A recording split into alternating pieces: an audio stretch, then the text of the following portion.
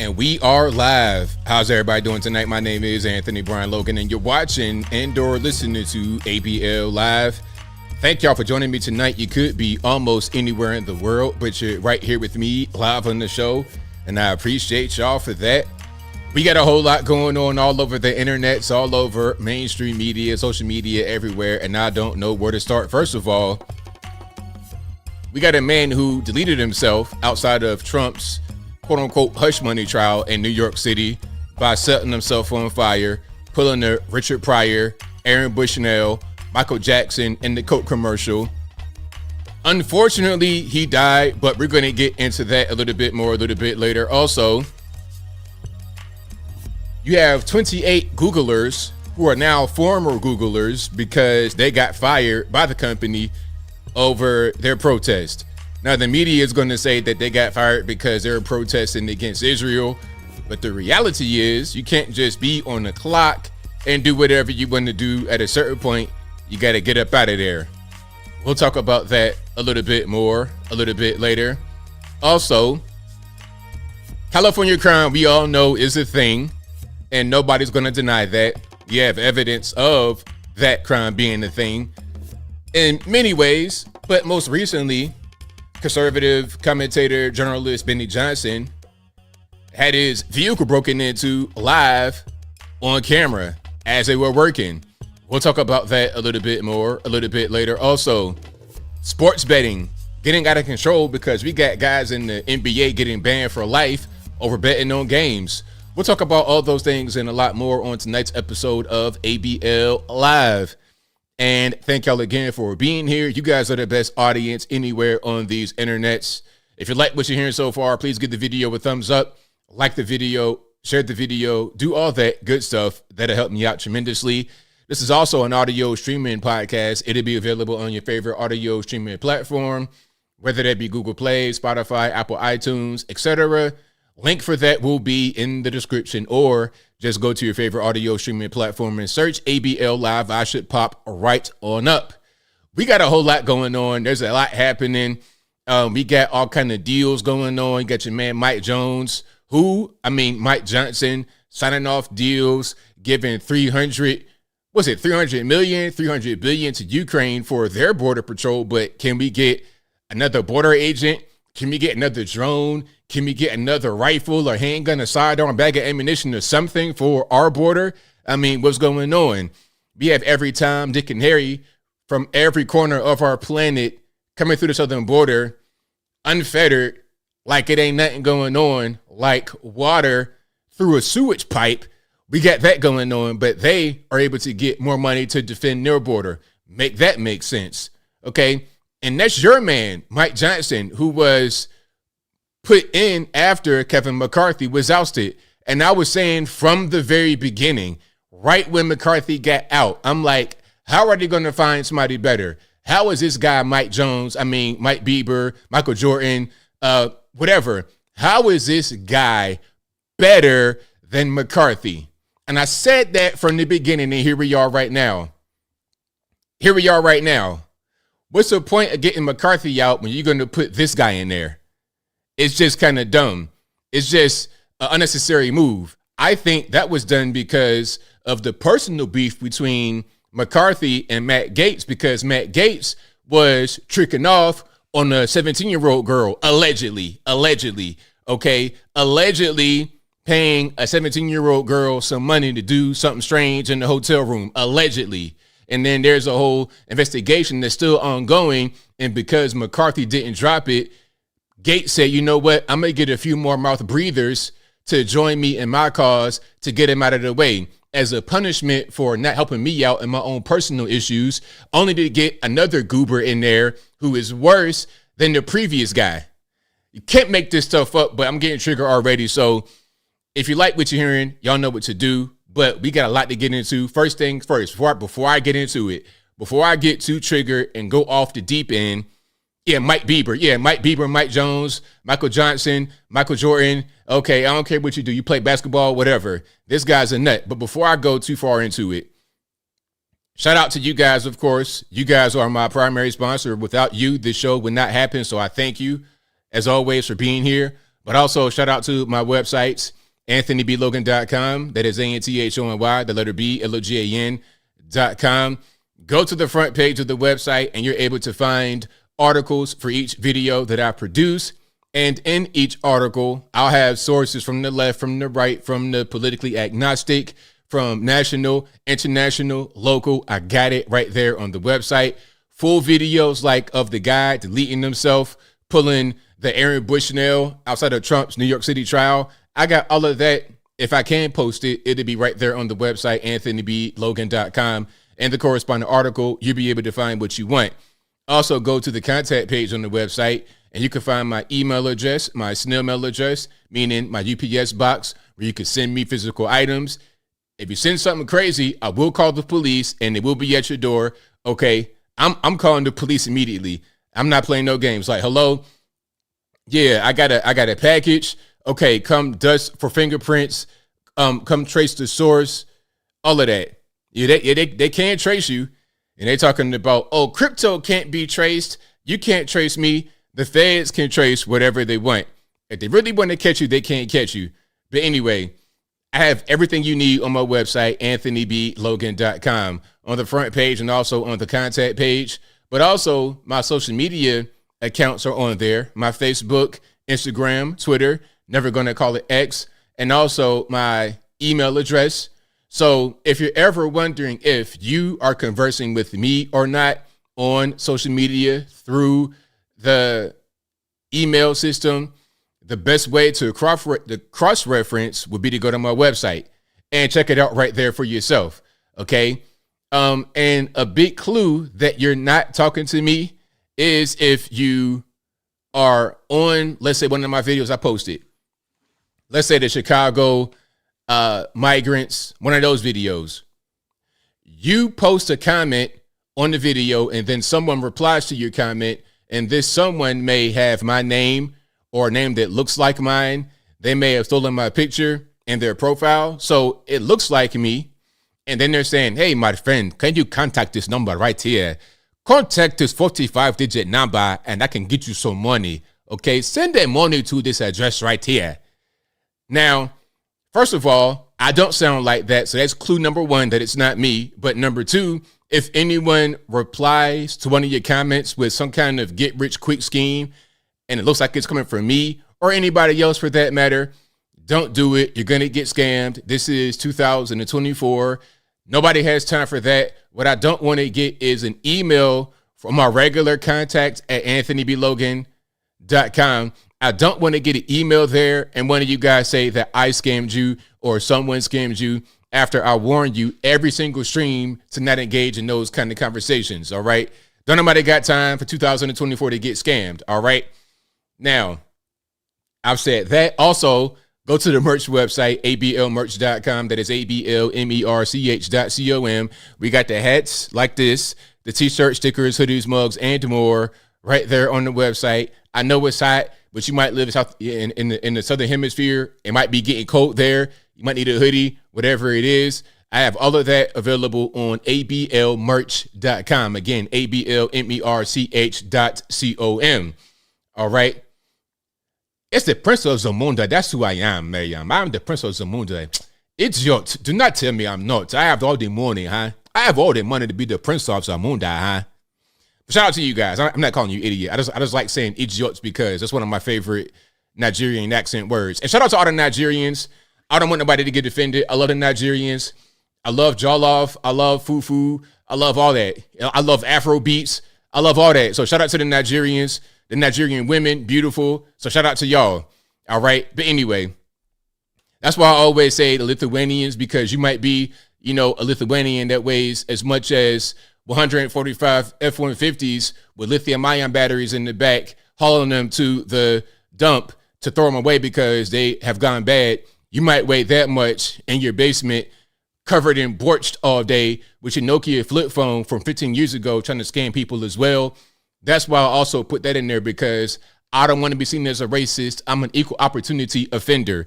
I like to crack jokes on everyone, even myself. I'll joke on me. So if somebody says, hey, ABL, you're picking on this group too much or that group too much, I'll pick on myself all the time. I don't care. It's totally fine. So shout out to you guys. I appreciate y'all. If you like what you're hearing, please give the video a thumbs up, like the video, share the video, do all that good stuff. That'll help me out tremendously. Yes, Nigerians are cool. Shout out to the Nigerian doctors. They all over the place here, especially in the South. Mr. Logan, how are you feeling today, huh? I checked your chart. You looking pretty good, huh? Okay. I no medication, huh? Just stay exercise and diet, and you'll be all right, huh? So shout out to all the Nigerian doctors. A lot of you guys out here getting that good old money. Now, I have a lot that I want to get through, a lot of videos. I got to kind of organize this a little bit because I had a nap and I'm a little bit late. Shout out to me. Hey, don't blame me, blame the white man for being late, but I got a lot. I have a whole lot going on here. There's quite a few videos that I want to get into. We're going to get into a lot. We're going to get into some of the economic stuff. We're going to get into the guy who set himself on fire and pulled the Richard Pryor, Michael Jackson, Coke commercial, all of that good stuff. All right. So where do I want to begin? I think I want to begin with some things that I got to ask you a question. This one is kind of interesting. Now, someone says that this, hold on. Actually, nah, that's not even really it. I ain't gonna go there. Let's start on the left coast because I love talking about California, San Francisco. We're going to get into that. We're going to get into Benny Johnson. We're going to get into all that good stuff that's happening over there. All right. But left coast, California, I want to ask you guys, why do we need to have something like this? All right. This is a $1.7 million public restroom in San Fran. 1.7 million. Now, we're going to just check this out and see how they're going to rationalize this costing $1.7 million. Check it out. New public restroom in San Francisco's Noe Valley. So why are we talking about it? It's worth $1.7 million. So in a city where it's legal and free to poop in the streets, they built a $1.7 million toilet. There's a new public... Now, wait a minute. Now, I was expecting to see like a whole rest stop, because I remember some years ago, there was a rest stop being built in Northern Virginia for the same price, and that was seen as crazy. And the reason why the rest stop cost so much in that part of the world is because of all the people from DC, all the Capitol Hill people that drive in. So they wanted something more luxurious for themselves. So they spent that much taxpayer money, by the way, on a rest stop. But this appears to be one toilet. Public restroom in San Francisco's Noe Valley. So why are we talking about it? So there's like a little water fountain right there that you can drink out of right outside the restroom. It's worth and it appears to be just one stall. Now, I'll tell you what. It says in San Fran, I am not going to... First of all, there's a lot I want to say. First of all, I would never drink from a water fountain in San Francisco. I would never in my life. I'm willing to bet more people pee in the actual water fountain than pee in the restroom. The restroom will be where they smoke crack and shoot meth. Well, maybe they might not even do it in the restroom because it's San Francisco. You could do whatever you want wherever. But if you're going to utilize this thing, they're probably peeing more in the water fountain than the actual restroom. So never would I ever drink from a public water fountain. And it's to the point now where a water fountain, maybe when I was a little boy in school, that might have been okay to drink from. But now, 2024, it's too many dope fiends out here, too much craziness out here. I would never drink from a public water fountain. Never, ever, ever. It's so crazy. Now, if you get a water bottle, you got to check to make sure that it's not been opened. If you get it from a convenience store, you got to make sure that it's not been opened because you don't want it to be spiked with no fentanyl or nothing crazy like that. So a public water fountain, never. That ain't gonna happen. All right.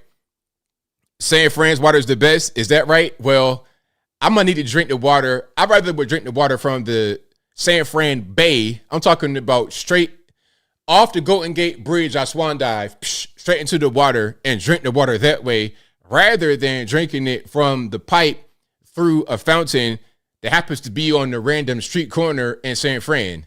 Ain't no way. Okay, so yeah, I am good on that. But again, $1.6 million. And the question is, how is this justified? Do they give you crack paraphernalia inside?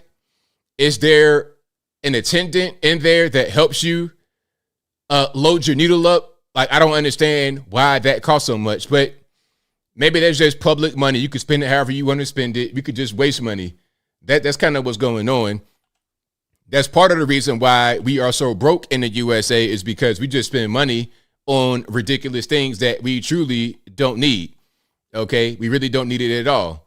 So I'm not surprised in the least bit. I am not surprised at how that's been going. But there's more. Speaking of California, I kind of want to stick to what's happening over there, like LA especially. You guys in LA, I don't know how you're doing it. I don't understand. One thing about when I was in LA years ago, I noticed that there's like a big divide between haves and have-nots. If you're living on the ground, just like a regular person, and on a what I mean the ground is not in the hills. You're living in the regular neighborhoods. In Los Angeles, you're living in the ghetto. I was not impressed. It was looking like Mexico, really. It looked like Mexico. I was not in the least bit impressed at all. And I'm like, this is where people come to pursue their dreams. This is a location. It's kind of crazy. Check this out. Hold on, here we go. Check this out.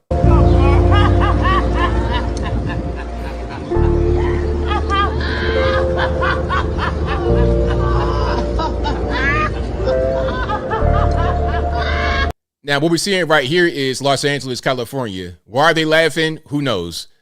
Maybe something was funny, or maybe something is funny only in her mind, and she's laughing because she's crazy. You know, there's a lot of mental illness going on, but the mental illness, in my opinion, is caused by just rampant drug use. That's why people are going through this kind of thing over there.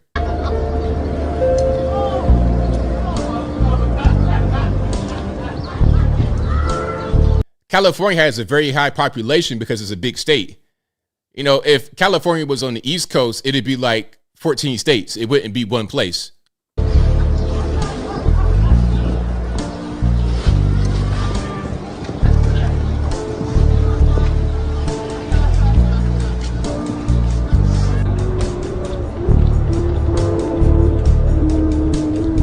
Now, when I said Mexico, when I made that comment, I don't mean like the trash and the filth.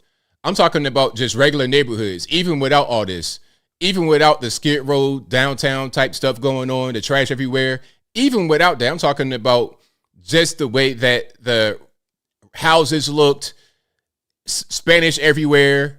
It looked like Mexico on a regular ground floor. Once you go to downtown, once you go to some of these cracked out areas, it looks like this, where it's just, you know, third world country. And then when you go up in the hills, it's paradise. That's a difference.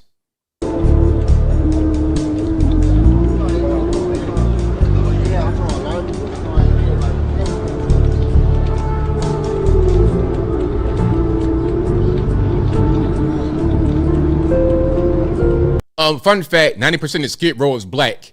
But hey, if you don't vote for Joe Biden, then you ain't black, right? The people that gave you this kind of situation, these policies that lead to this kind of situation, if you don't vote for those people, then you ain't black, right? All right, let's keep on going. Here is LA again. A 4-year-old just caught roaming the streets a 2-year-old, pardon me. A 2-year-old was roaming the streets at 4 a.m. Now, unfortunately, in a lot of these hood areas, this is common. Sometimes, baby, we outside, no coat on. Remember the Dave Chappelle comedy special, and he was speaking about the baby that sold him drugs or something like that? Well, that's not really that far off. This kind of thing does kind of take place. So when you're talking about people that are out here gang banging, dealing drugs, you're not talking about adults. You're talking about a lot of times 10-year-olds, 12-year-olds. That's not even uncommon for kids that young to be on the streets selling drugs, shooting and everything else. 10, 11, 12 years old, not uncommon at all, because they're out here as 2-year-olds on the street by themselves.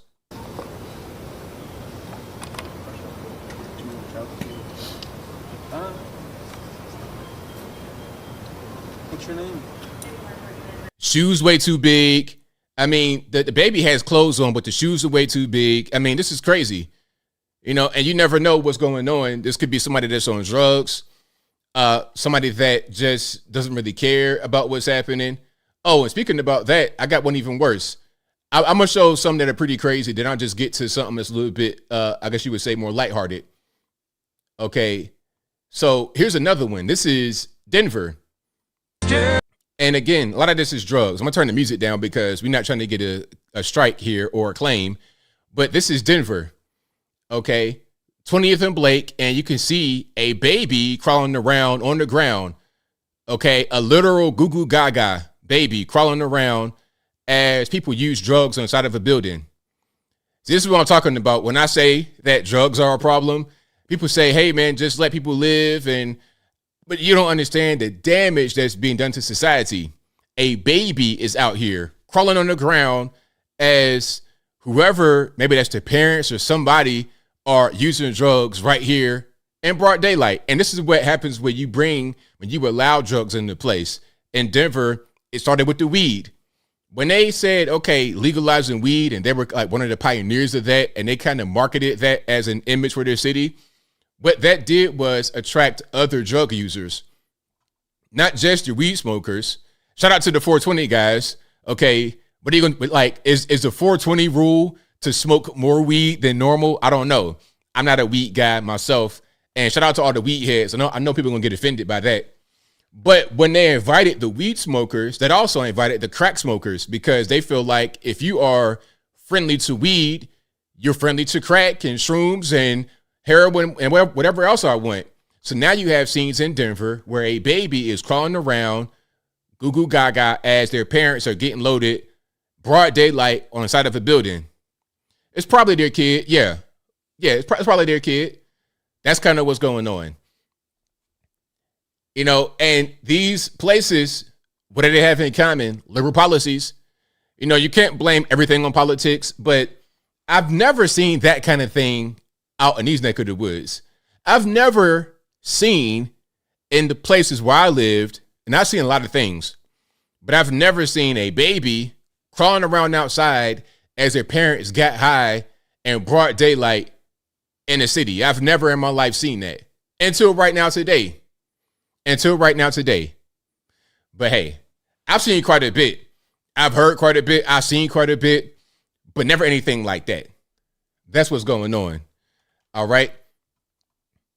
Now, going back to California, the homeless are very, how would you say, the homeless are very, they're very crafty.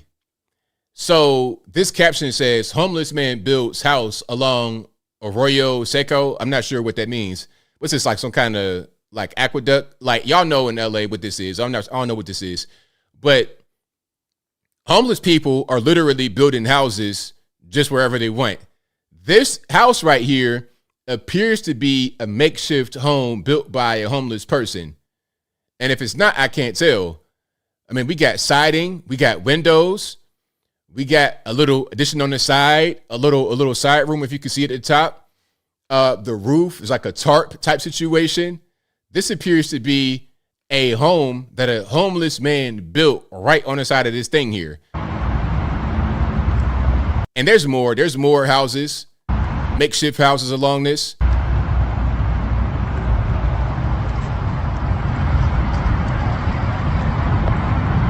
That's a river.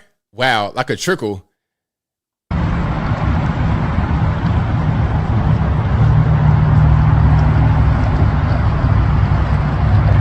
And then another house right there. Yep, that one's a little bit, that the build quality on that is not as good.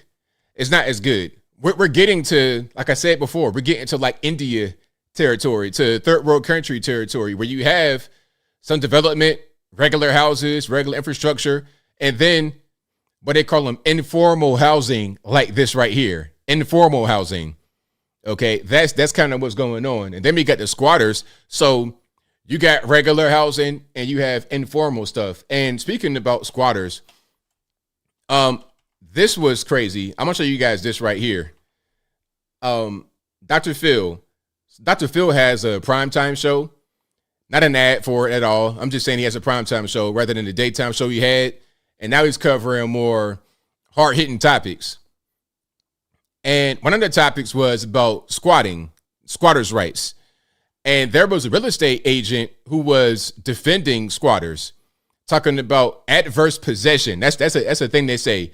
Adverse possession. It's like, well, look, I possessed it in a different way. It's an alternative way of possessing it rather than just buying it fair and square.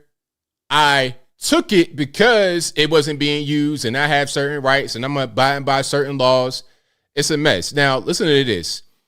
This is the kind of thing that you got to worry about in some parts of the country. And, you know, Florida, other states where they've passed laws against this kind of thing from happening.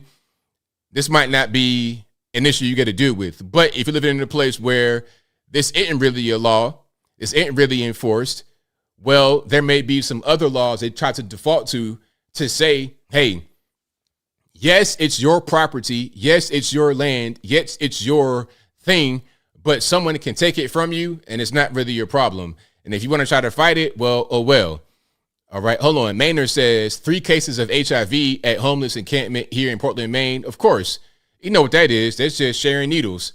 You get a batch of dope that comes in and one guy has it and he says, okay, here's my same needle. Take that. Yeah, that's how people contract HIV, through sexual intercourse and from IV drug use, any kind of blood contact, because the needle has a blood in it and it's not been oxidized. You bang that in your arm. Now you got HIV too. That's how it spreads. And if you're not an IV drug user or homosexual, you have a very slim chance of catching HIV because you're not the primary group that will contract it or spread it. But anyway, check this out right here about squatters' rights. Would it surprise you to know that that's exactly how the law was intended? That's exactly how the U.S. government is designed. That's how everyone here has their land. They took it through adverse possession. So that's how the law is designed. You said if I've got 100 acres or 1,000 acres and somebody goes and gets in the corner of it and adversely possesses 5 acres of it, I'm not going to miss it. I got 1,000 acres anyway. Yeah, well, yeah. Can you tell me, if you're looking at 1,000 acres, could you tell me what 5 acres was? Hell yeah. But I don't know that. So what she's saying is that there's, going back to colonialism, yes, she brought up colonialism, 1700s. Before that, she was like, well, the settlers took land from the natives through adverse possession. So what's happening now is that the squatters are doing the same thing. They're taking land, property, etc. from people through adverse possession. And this person is a real estate agent, okay, and she's helping people do this. She's helping squatters achieve this. Yes, she is. So if you thought that it was just people going into houses, breaking and entering, no. It's sophisticated. There's money behind it. There's a whole economy behind squatting. That's why it is going on so much and why these guys are often successful at what they do. This is why it's going to take laws like what was passed in Florida to fight against it, because there's already an economy set up. There's already people that are doing this. Like, a lot of us are seeing it right now for the very first time, but it's been going on for a very long time and organized and somewhat, I guess you would say, in a quasi-legal fashion. A real estate agent going on TV advocating for squatters' rights. You can't make it up, but that's what's happening. That's why a lot of these guys can do what they do with impunity, and it's no problem. Now, a little bit of good news here. The person in New York, remember that person in New York? There was a homeowner who was arrested after the squatter took over her property because she changed the locks. Pardon me. Now, that person has been arrested. Okay, remember the lady? It was a lady in New York City. She had $1 million house in Queens, New York. And the guy, I guess, broke her in their house when she was trying to sell it. And he took it over, him and some friends. Some of the friends were arrested to take it away. But the one guy who said he had some kind of lease or something, some kind of say so in the property. He was not arrested, but the woman was because she changed the locks. Well, that guy has been arrested. You see right here, NYC homeowner. Yeah. Now, this was the previous story, but the guy in this has now been arrested. So that's a little bit of good news.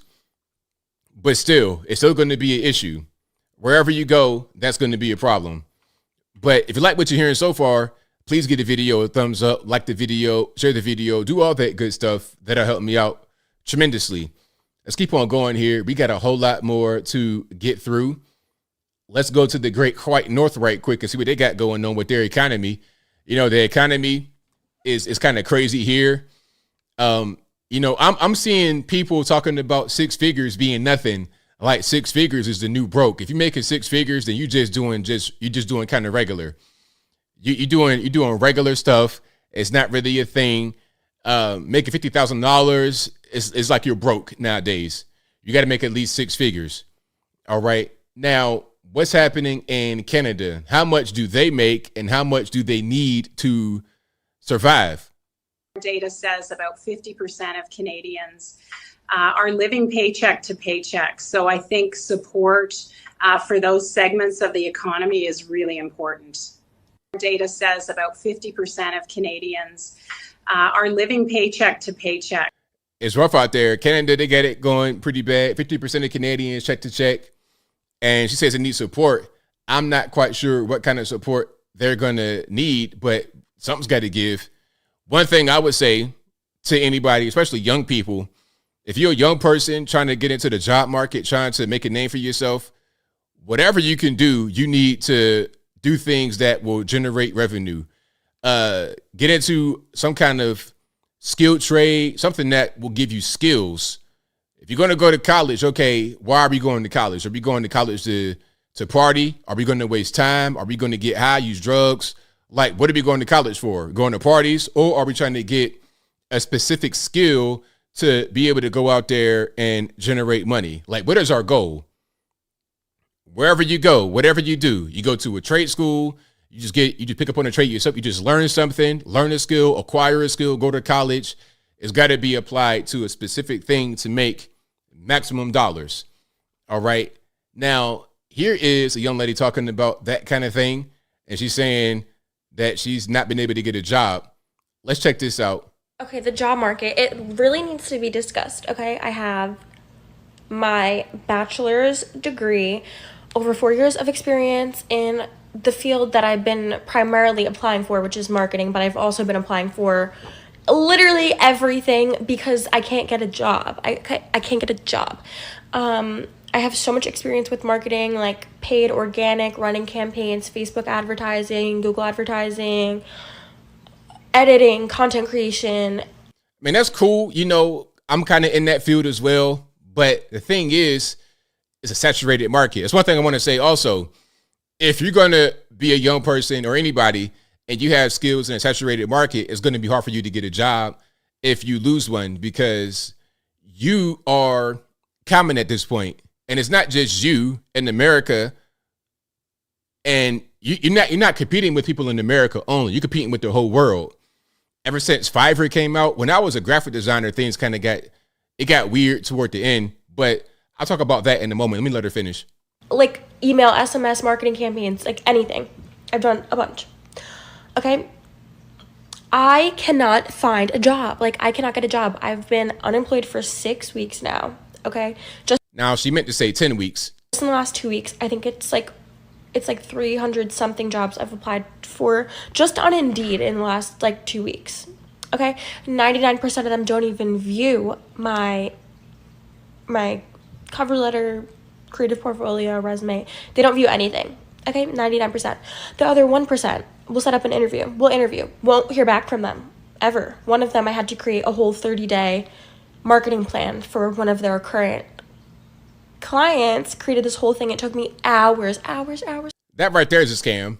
All they did from you was just get free work from you. That was a scam. One thing about Indeed and a lot of these other online job places is that they have scams on them sometimes. Sometimes they will ask you to do certain things to get your data, get your personal information. I've heard some horror stories about people straight up getting robbed on Indeed through fake job applications, fake job postings. Hours. And I was so committed because I was like, wow, I would love to get a job, you know. Never heard back from them. Ghosted. I did get one job role, $16 an hour part-time. How do you want me to survive off of that? Okay, I can't. I don't know if this is like a greater Phoenix issue. Phoenix, oh my goodness. Because like I literally might have to move because there's no jobs. There's no jobs. I did just get approved for Uber, so I might be your next Uber driver, like outside, like beep beep, text in the app, I'm here. That's my only hope at this point. I don't know. If you have any tips, let me know. Yeah, my tip would be to find a rich guy that has a lot of money, something. I mean, you got the lip fillers and all that, so you already know what time it is. But to be serious, a better skill. What you do is very common. It's to the point, like I was going to say, as far as being a graphic designer back in the day. When I first got into it, it was good. It wasn't the whole world competing with me. It wasn't the whole city competing with me. My skill and what I was doing, it wasn't that many guys doing it. So I was able to make a pretty good living as a young man in my early 20s. I was doing pretty well. And then I got more into the print side and started shipping out stuff, and I kind of expanded, got into web design. I was doing pretty good. But then as the years go on and technology increases and changes, Instagram comes in 2012, right around that era, that killed a lot of the market. Who needs flyers? Who needs banners, posters, billboards, business cards, etc.? Who needs that when you could just have an Instagram account and have a following and post just a random meme on there to promote your event? You don't need me anymore. So that killed it. And then you have stuff like Fiverr. You could go on Fiverr.com and find people from all over the world who are super hungry. You got guys in India who will work for a quarter of the money. The same thing with the, like phone call centers. A lot of times you call in the call center, it's somewhere in who knows what part of the world. India, Philippines, you never know. I have a subscription to a newspaper like I do. I have a lot of newspapers. I have a lot of online paper subscriptions because I got to give you guys the news. I have a New York Times, Washington Post. I think I got a Wall Street Journal. I got a few of those that I pay for. And one was New York Daily News, I think. And it was a promotion. Sign up $1 for the whole year. And then it's going to start renewing at X amount of dollars per month afterward. So my thought process, okay, cool. I'll pay the $1 for the year and I'll immediately cancel the subscription. So it'll be active for the year on $1, but I'm not going to get the recurring because what they want you to do is forget about it. And then when the year is up, all of a sudden, here goes $20 out of your account. And it just kind of happens accidentally, quote unquote. That's how they get you. So I did not want that to happen to me. So I went ahead and called. Because I went to the website and you can't cancel online. You got to call them. That's a barrier right there because they don't want you to call. And a lot of us have anxiety about calling the phone number. You don't understand the whole game. So I call and I get the guy on the phone. Hello, how are you? My name is Bob. How can I help you? Your name is not Bob, first of all. But I'm going through all this rigmarole to try and cancel. And then when I call somebody on the phone, it's not even nobody in the USA. They're outsourcing that to India somewhere for a lower amount of money. So what you want to do is have skills that aren't so outsourceable, that are actually skilled, so you'll always be able to make money. That'd be my suggestion to anybody out there trying to make money in 2024. But if you like what you're hearing so far, please give the video a thumbs up. Like the video, share the video, do all that good stuff. That'll help me out tremendously. Oh, and before I became a YouTuber, I had no thought in my mind to do this ever. It just kind of happened randomly to me. Before I was doing this, I was, like I said, I was a graphic designer and I was going to be a firefighter. My thought process was, okay, I can do my YouTube part-time and I could be a firefighter and they're going to be cool with it because it's a conservative field. And I could still do graphic design part-time a little bit to make, a few extra, grand here and there. That was my thought process. But then the YouTube took off. I had no idea it would work for me. My goal was not to be a YouTuber. My goal was to do a thing that I actually be able to generate money. I can get a pension, get benefits. That was my thought process at that point. But anyway, let's keep on going. I am so lucky. I live at home with my mom. I don't know how those of you who are in the same boat as me in the financial way are out there doing it on your own. Yet other countries are getting billions and billions of dollars. I would just like to ask you guys, when the fuck are we going to quit this fucking Okay. The cussing is not my fault. Blame the white woman. badness?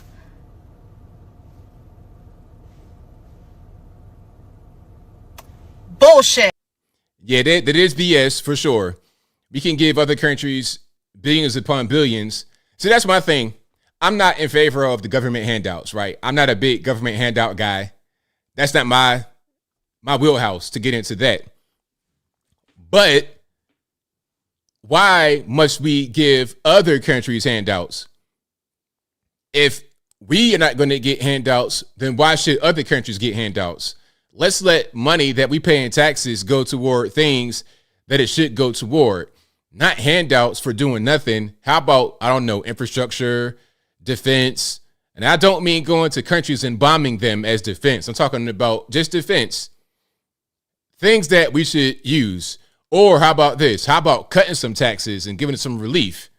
How about that? How about cutting some of these interest rates down and helping Americans out with everyday expenses? That might make a lot of sense, but maybe I'm just making too much sense here. Okay. Yeah, Trump was in office. He was trying, but now we got what we got. We have what we have as a result. Okay. That's just kind of the long and short of that. Now, there's a lot more I want to get to. We're going to get to Mike Jones in a minute. All right. We will get to him in just a moment. So y'all hang tight. And if you like what you're hearing so far, please give the video a thumbs up. Like the video, share the video, do all that good stuff. That'll help me out tremendously. Fast food, very expensive. Hi, can I do a hamburger with no cheese and a small order of french fries? Sure thing. Your total will be $728.48. Go ahead and pull up to the first robot. Hi, can I do a hamburger with no cheese and a small order of french fries? Sure thing. Your total will be $728.48. Go ahead and pull up to the first robot. It's going to be like that pretty soon. I was watching one of these news clips, and it was somebody on there talking about in the near future, within the next few years, you'll pull up to a fast food restaurant and everything will be automated. All AI, all robots. And you're not going to know if you're speaking to a person that's actually there or a robot. It'll be indistinguishable. And they got things now where they have you guys been hearing these AI music tracks? So what happens is they will have a rapper or a singer. Their voice will be mapped by an AI program. Someone can sing or rap as that person and then basically apply the AI filter onto their vocals and make it sound like the actual singer or rapper. That's going on right now. Matter of fact, hold on. I'm going to find that particular clip because that was pretty scary. And the reason why I'm talking about that right now in this context is because all they got to do is just map a regular voice, your regular Midwestern, no accent type accent. And that'll be who you speak to in a line. They know how people sound. They know how to respond to certain commands, and then that'll be it. And really, there will be no need to actually talk. You just push buttons. They might get it to a point where you could just push a button on a hologram or something like that, and then you go to the front, greeted by a robot, and then that'll be that. Yo. Matter of fact, here it is. This is what I wanted to show you guys. This was pretty impressive. All right, y'all give me a second here. And if you like what you're hearing so far, please give the video a thumbs up, like the video, share the video, do all that good stuff. That'll help me out tremendously. This is the power of AI. And remember, Remember the early days of gaming, like Mario Brothers, the really 8-bit or how about for you guys who are much older, Pong, stuff like that on the Atari. It was real basic, just boop, boop. Remember that?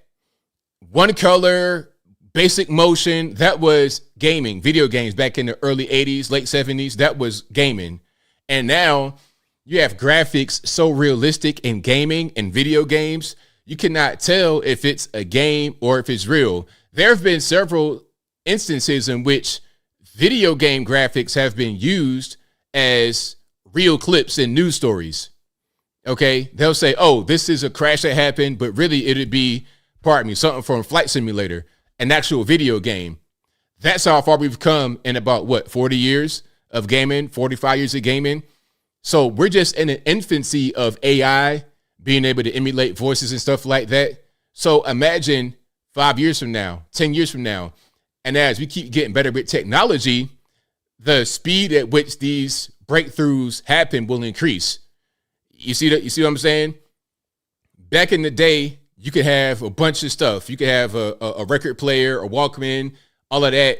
Enough stuff to put in the book bag and be totally encumbered.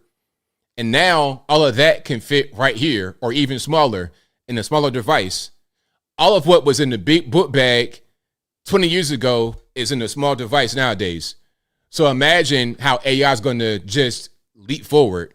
Watch this right quick about how this guy made a music track to sound like someone else.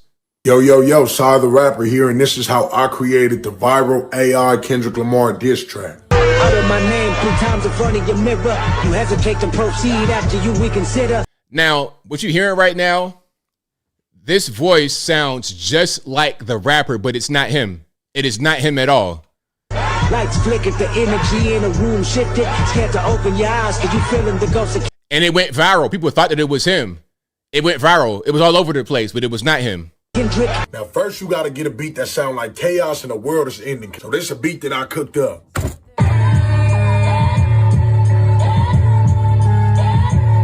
And you got to write some lyrics and spit them the way that K-Dot would write them and spit them. You hear his voice, right? He is the one that rapped it. So he's going to make his voice sound like the other guy's voice and pass it off as legitimate. Utter my name 3 times in front of your mirror. You hesitate to proceed after you reconsider. I know Kendrick Lamar likes to emphasize his T's. Party. He can party. So we got to incorporate that. Grab your Glocks when you see K-Dot. See that hard T I was telling y'all about? Dot. Most people just say dot. He dot. Last but not least, I got to put my beat tag on it. Now let's listen to how the finished result sound. Grab your Glocks when you see K-Dot. Better call Ghost Riders just to beat K-Dot. I came with a full clip, but only need one shot. So that voice you're hearing right now over the beat was him. He put an AI filter on it. So that's where we're at right now. So imagine what can be done in the near future with AI. If you got regular guys in their house doing stuff like that, imagine governments and really big brain super geniuses, your next Mark Zuckerberg, your next Elon Musk. What are they going to do with it? So to the young lady that was talking about, okay, where's my next job going to be? Well, maybe you might want to look at the things that are happening around you and see how to take advantage of it. Just maybe. All right. Just maybe. But if you like what you're hearing so far, please give the video a thumbs up, like the video, share the video, do all that good stuff. That'll help me out tremendously. Now, that voice you're hearing, if you guys don't know about Kendrick Lamar, that voice sounds just like him. Okay, take it from me. It went viral because everybody was fooled. It went viral. Now, that's going on. That's part of what you're going to have to be faced with in the future with AI. Now, I got a whole lot more here. Let's keep on rocking and rolling. All right, so let's go to California. Benny Johnson. So Benny Johnson is outside of the In-N-Out Burger that got closed down. I did a story about this a little while ago where there's an In-N-Out Burger near the Oakland airport that was very busy. A lot of patrons, people wanted to go there. They enjoyed the food. But the problem is that the spot kept getting hit up. The spot kept getting robbed. They were talking about people were getting robbed in the drive-thru. Imagine you're at an In-N-Out Burger trying to get some greasy food to just, enjoy on a Tuesday night, minding your business, and you got guys coming up to the window of your Toyota Corolla, knock, knock, knock, give it up, fool. You know what it is? Gun right there in your window. Hey, I'm just trying to get some fries on the burger, and they robbing you right there. High instances, people getting robbed in the drive-thru. People are getting their cars broken into while they're inside the restaurant eating. A dangerous thing, not only for the customers, but for the staff as well. A very busy place, but a very dangerous place. The robberies and the general crimes happen just like clockwork. Now, even though they have closed this spot down, they closed it to the point where they boarded it up and put a fence around it. Although it's closed, the area is still dangerous. And Benny Johnson, who you may know, a conservative commentator, influencer kind of guy, his vehicle got broken into broad daylight when they were filming. It was a guy inside. ALX was inside the actual car at the time. They didn't really care. Okay, he kind of, quote unquote, scared them off. But still, they broke into the car regardless. Broad daylight. That's the kind of thing that happens in California and a lot of these liberal left coast places. Check it out. In-N-Out Burger is a beloved fast food franchise. They are wildly popular and expanding everywhere except for in one location. Welcome to the only In-N-Out Burger that has ever closed. This is a historic location. You can see the iconic building, but there's a fence around it. The signs have been ripped down and the windows are all boarded up. Why did this In-N-Out Burger close? Well, because people were getting robbed in the drive-through lane. And as I was saying in my video, in this kind of place, like an In-N-Out Burger, in this particular location, they got the fence around it and the windows boarded up because I'm pretty sure as soon as they closed this restaurant because of all the crime and the violence, the criminals would just switch from robbing people in the drive-thru and breaking into cars to stripping the inside of this restaurant completely bare. Anything they can't get from the inside, furniture, fryer, copper, whatever they could get from the inside of that place, they're going to do it. Because the way Oakland is right now, they live hand to mouth. It's poor and crime is just allowed at this point. 1,000 different criminal incidents of people being robbed while trying to get a burger in the drive-thru lane here. In-N-Out? Yeah, In-N-Out got the out of here. And what you saw right there, see, look, what happened right here, if you didn't catch it, because remember, this is a location near an airport. So what happens is people get rental cars and they park them right here thinking that it's all good, it's all sweet. But what the criminals will do is already know what's going on. They probably see a car with different state tags coming from the airport. So when they park, they just break in the car, pop the trunk, and take their luggage. So it doesn't matter what's in the luggage, it's going to take it. And they figure if you're coming in to Oakland and you don't know what's going on, you might be a tech person. So you may have some kind of valuables in your bag, MacBook, iPhone, whatever. They'll sell that and rinse, wash, repeat. Criminal incidents of people being robbed while trying to get a burger in the drive-thru lane here. In-N-Out? Yeah, In-N-Out got the out of here. The reason that California has descended into a third world criminal hellhole is because of Democrat soft on crime policies that defund the police and... Look, somebody says, I don't dial 911 anymore. It says state data shows Oakland's average emergency answering time is second worst in California, and Mayor Sheng Tao recently froze a dispatcher position. And that view the criminals. Police say zero bail increased Oakland's violent crime rate. Did it? Yes. And it says emergency policy was intended to reduce the spread of C-19 in county jails. As the victim and not the tax-paying citizen. Speaking of being a victim, we were literally robbed while we were filming this video. Middle of the afternoon, it's 2 o'clock in the afternoon. We've already smashed. Man, it's time to get the hell out of Oakland. Yeah, man. So Oakland, I'm good. I'm good on Oakland. I did a video about the food blogger Keith Lee going to Oakland, and he was saying that it's unsafe. His video went so viral, it made the news out there in Oakland, like their actual evening news, talking about how bad it is. Now, if you guys don't know, Keith Lee, food blogger, very viral, very popular. He goes all over the United States and reviews restaurants. Is the food good? And if what his whole purpose is to bring attention to places that need the attention. He goes to Oakland and he's like, you know what? We had to leave. I don't feel comfortable. I'm not going to upload any videos because it just wasn't safe. He was like, Oakland is not a place for tourists to come. People are very poor. They're living hand to mouth. It's just not the place where you want to be. If you're living in Oakland, shout out to you, man. But my advice to you, if you're out there still, would be to leave. Leave. I would say go and get you a pistol. But it's California, so good luck with that. And really, you're going to need more than that. You're going to need a rifle. But California, you got 10 rounds in the magazine. That ain't enough, man. I'm going to need at least 30. Bare minimum 30. Standard issue 30 rounds. That ain't going to do it. Shout out to Mehdi. Mehdi says, last time I was in Oakland, I saw a brutal shooting 5 feet from me in front of a liquor store. Needless to say, I will never go back there again. Hey, shout out to you. I don't blame you, not in the least bit, because I wouldn't go back if I saw something like that either. From what I see right now, just dealing with the news, I wouldn't go to Oakland, California. And speaking about the crime out there in California, check this out right quick. Then I keep on moving along.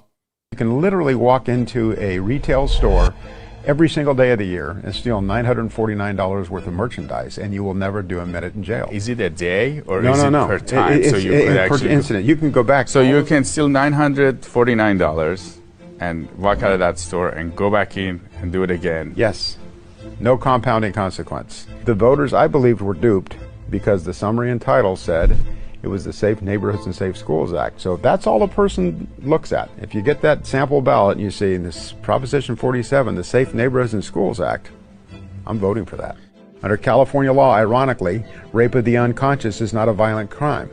Assault on a peace officer with anything other than a fully automatic weapon is not a violent crime. Wow. Domestic violence, with the word violence right in the crime title, is not a violent crime. So we really, truly need some truth and justice in the state of California. Now, do you have any hopes for the future of California? I do. The information that's been shared as a result of this effort to fix Proposition 47, I think, has gone a long way to open the eyes and the ears and the minds of California voters, and I hope it stays. The mayors of these blue cities have come out in support of the initiative to fix Proposition 47. So it's not a right-wing initiative by any stretch of the imagination. Yeah, it's a mess out there. And something else I saw is, you know, that certain states allow first cousin marriage, I think, and California was one of them. They allow first cousin marriage. So, yeah, shout out to them. And West Virginia, West by God, was not on the list. Matter of fact, hold on, let's see if I can find that right quick. West Virginia was not on the list of states that allow first cousin marriage, but California was. Imagine that. You know, all the you're your own uncle, you're your own cousin jokes. Okay, we've been vindicated. Check it out. Newsweek Okay, here we go. found 17 states are fully okay with it, including California, New York, Connecticut, and Massachusetts. The states in yellow allow it with restrictions. Indiana is one of those. Ohio is part of the majority that does.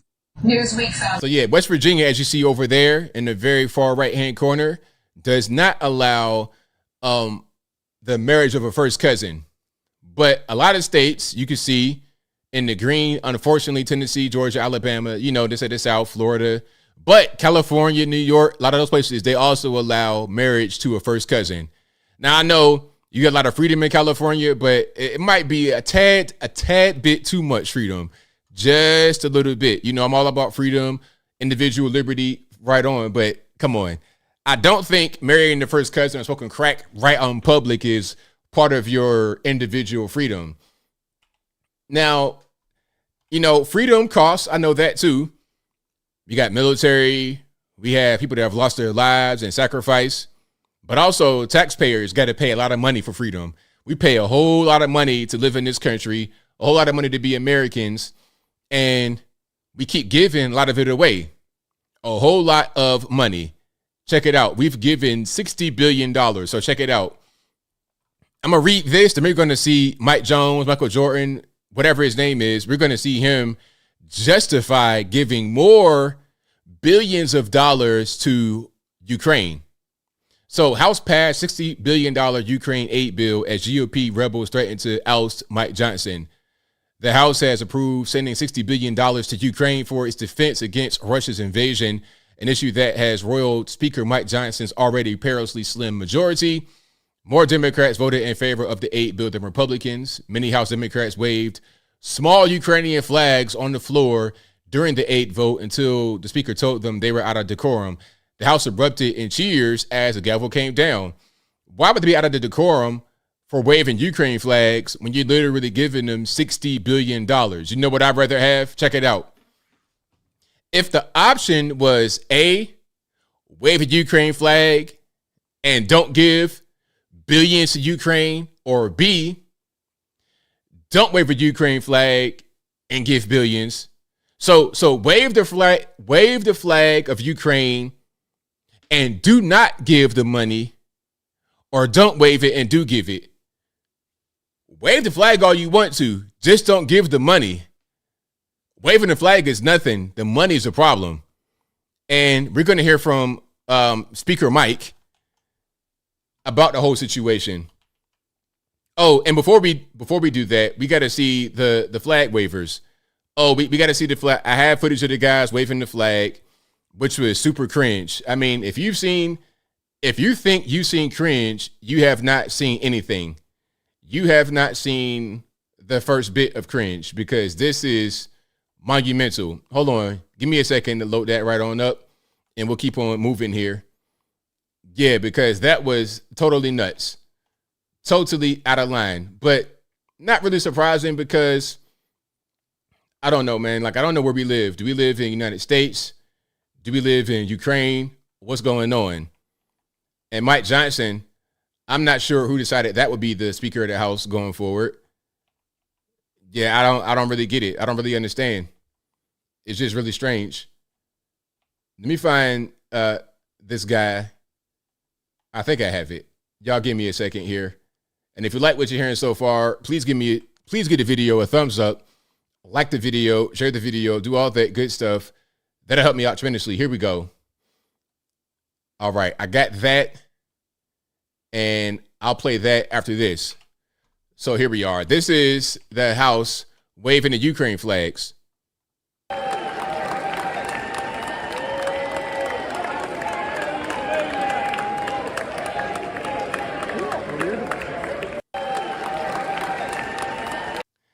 They might as well take the American flag down.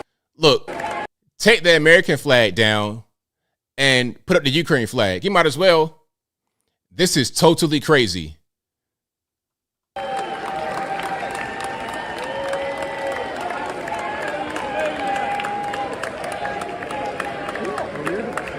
Look, man, I don't care who you for or against. You could be for Ukraine, for Russia. It doesn't matter if you pick a side, which I'm not picking a side in the battle, because really that's on them. In my opinion, that's a Slavic civil war. That's between new Russians and old Russians. I mean, modern Russians and old Russians. Why are we getting involved? Why are we waving the flag of one group of Slavics versus the other on the House floor? For what? Why? Is it because they're getting kickbacks? Are they waving the flag because they're getting paid to do it? Why do you have politicos who get paid $100 grand, $200 grand, who are worth millions? What do they do for a living beyond politics, like Nancy Pelosi? I'm having a hard time figuring it out. Barack Obama, why is he worth so much money? All these former presidents who generate their revenue through politics. That's why they're waving the Ukraine flag, because it's job security, it's money in their pocket. And it's pretty gross if you ask me. Now, here's Mike Johnson justifying it. Watch this. You're not going to believe it. Well, you probably will believe it, but even me, seeing all the things that I've seen in my life, I was still pretty shocked by this. Check it out. Israel is a critical ally of ours, and I think most people understand the necessity of this funding. They're fighting for their very existence. They're the only stable democracy in the Middle East. I mean, of course, for those of us who are believers, it's a biblical admonition to stand with Israel. We will, and they will prevail as long as they're with them. And this is an important, very important symbolic gesture and a very important replenishment of their stockpiles, for example, of the Iron Dome. The reason they shot down all those drones and missiles in the last attack by Iran is because we assisted with that. I think the American people understand the importance of that. Israel is a critical ally of ours, and I think most people understand the necessity of this funding. They're fighting for their very existence. They're the only stable democracy in the Middle East. I mean, of course, for those of us who are believers, it's a biblical admonition to stand with Israel. We will, and I mean, there's so much there. First of all, look, you shouldn't be bringing religion into it at all. You can have your opinion, you can have your belief, but you, as Speaker of the House, should not be bringing religion into it. I thought, last I checked, we had the church and state separate. What does that mean? The government cannot dictate one religion to have as a state religion over the other. You have freedom of religion. So we don't live in a theocracy like Iran or somewhere, or the old Kingdom of Great Britain. We don't live in a place like that. We live in the USA where you have religious freedom. So when you're talking about taxpayer money being spent on a thing for a foreign country, you should not mention religion. You said some of us are believers, then it's a biblical imperative. What's that got to do with it? You could have kept that comment to yourself. If you want to say they're an ally for political reasons, okay, you can say that. I'm not saying I agree, but you can say that and that'd be fine, rather than talking about religion. And again, we don't have this money to be spending on these people. We don't have it. How much in debt? 35 trillion in debt? And you're talking about spending billions upon billions upon billions all the time for these foreign countries? For what? And then we're defending Israel, and we told them, from what I'm able to know, and if you guys know differently, let me know. We told them not to strike Iran, and they did it anyway. So why are we rewarding people that don't listen to what we say? Okay, they're a strong ally. Hey, strong ally, don't attack Iran, please. That'll help us out a lot. We're going to give you billions every year. Please don't attack Iran. What does Israel do? They attack Iran. Oh, it's retaliation. Doesn't matter. We said don't attack, and you attacked them anyway. You guys do whatever you want to do with our money, and it's totally fine. I just don't understand. I don't get it. I don't really get it. Right on, Zealand Zen. Zealand Zen says, keep your biblical admonitions to yourself, Speaker Johnson. Right on.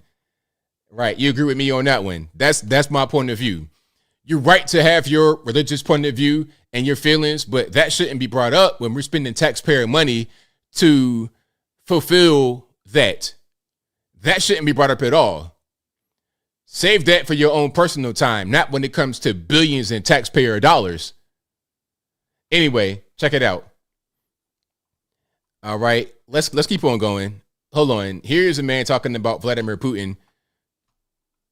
The world is looking to America for leadership and asking, do we still stand behind our belief in democracy, and are we the world power that we acclaim? At this moment, we have the opportunity to stand for democracy and for world order with no drop of blood shed by American troops. Without our help, a democracy is certain to fall to a murderous Marxist socialist dictator. I recently toured Ukraine. My eyes have witnessed the remnants of the barbaric, unadulterated terrorism that's taking place there, and my ears have heard the numerous testimonies of the unthinkable acts by the Russian army. Putin, through his words and his actions, have made clear that our world's security, our nation's security is at risk. Ronald Reagan also said, there is sin and evil in the world, and we're enjoined by Scripture and the Lord Jesus to oppose it with all our might. Unreal. Totally unreal. Republican from North Carolina, Chuck Edwards. Unreal. I mean, this is nuts. Totally nuts. Okay. Quoting Scripture to go delete innocent people as part of democracy. All right, there we go. But if you like what you're hearing so far, please give the video a thumbs up. Like the video, share the video, do all that good stuff. That'll help me out tremendously. Here we have Hillary Clinton. Now, I didn't know that Hillary Clinton was still living. I thought she was she might have gone to glory. Here she is talking about Trump more. I mean, I think the left really, really miss Trump a lot. they miss him more than any of us ever could miss Trump, because they cannot stop talking about this man. They obsess over this man every single day. So let's see what Hillary Clinton has got to say. And this background, what is going on with her background? Who's in the urn behind her? One of her victims? Anyway, I'm getting a little bit ahead of myself. And they say, oh, you know, Joe Biden's old. I always say, look, you're right. Joe Biden is old. He's also effective. He's compassionate. He cares about people. He wants to maintain our democracy. He will abide by the results of a fair and free election. And Donald Trump is old, and he has 91 felony criminal indictments against him. And in a court of law, it's not just rhetoric. You got to step up and prove evidence. That's one of the reasons you win so many cases, Mark, because the other side is in there just, you know, carrying on, you know, making claims they can't prove. And you actually step up and you got facts and you got evidence. How novel. And you win because you have a better case. This man has been indicted 91 times. And do we really expect him to govern in a stable, appropriate, rules-based, respectful way? Of course not. And if you're somebody who thinks, well, yeah, but he's entertaining and politics is boring and, you know, I don't know what they do anyway, you cannot think like that in this election, no matter. Now, look, okay, shout out to all the grandmas out there, but I think at a certain point, grandmas and grandpas, like when I get to be this age, when I get to reach this particular stage of life, I don't want to be trying to, you know, appease donors and be a slave to some kind of overlord in the background, to a George Soros or to some kind of international cabal. I don't want to be doing this. I don't know what kind of contract you got to sign. Listen, I don't know what kind of contract you got to sign to be 85 years old still doing this. I don't want to be doing that at that age. I want to be chilling on a lake somewhere, throwing rocks, fishing, crabbing or something like that. I don't want to be in my pawpaw suit in my living room talking crazy about Donald Trump for 4 years after he's not in office anymore. That's not what I want from my elder years. I want a more peaceful existence. All right. Hillary Clinton didn't really have that. Okay. They were trying to make her run for president in 2016, and that was a whole big mess. Okay. At least she's not doing that anymore, because that was crazy. I don't know who had the more disastrous campaign, her or Biden. Biden was saved by COVID-19 because he could campaign from his house. But Hillary, when she was out there on her feet, it was a mess. She was barely able to stand up, had moments where she froze, was looking crazy at the balloons. She was doing a lot on the campaign trail. But Biden is old as dirt, old as time.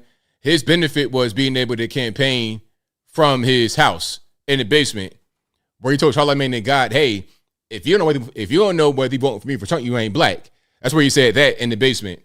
But anyway, yeah, Hillary Clinton at the ripe old age of 95 years old, still talking about Trump many years later. Let's go to the Roosevelt Hotel, the Migrant Hotel. Let's rename the Roosevelt Hotel to Illegal Alien Hotel, the Migrant Hotel.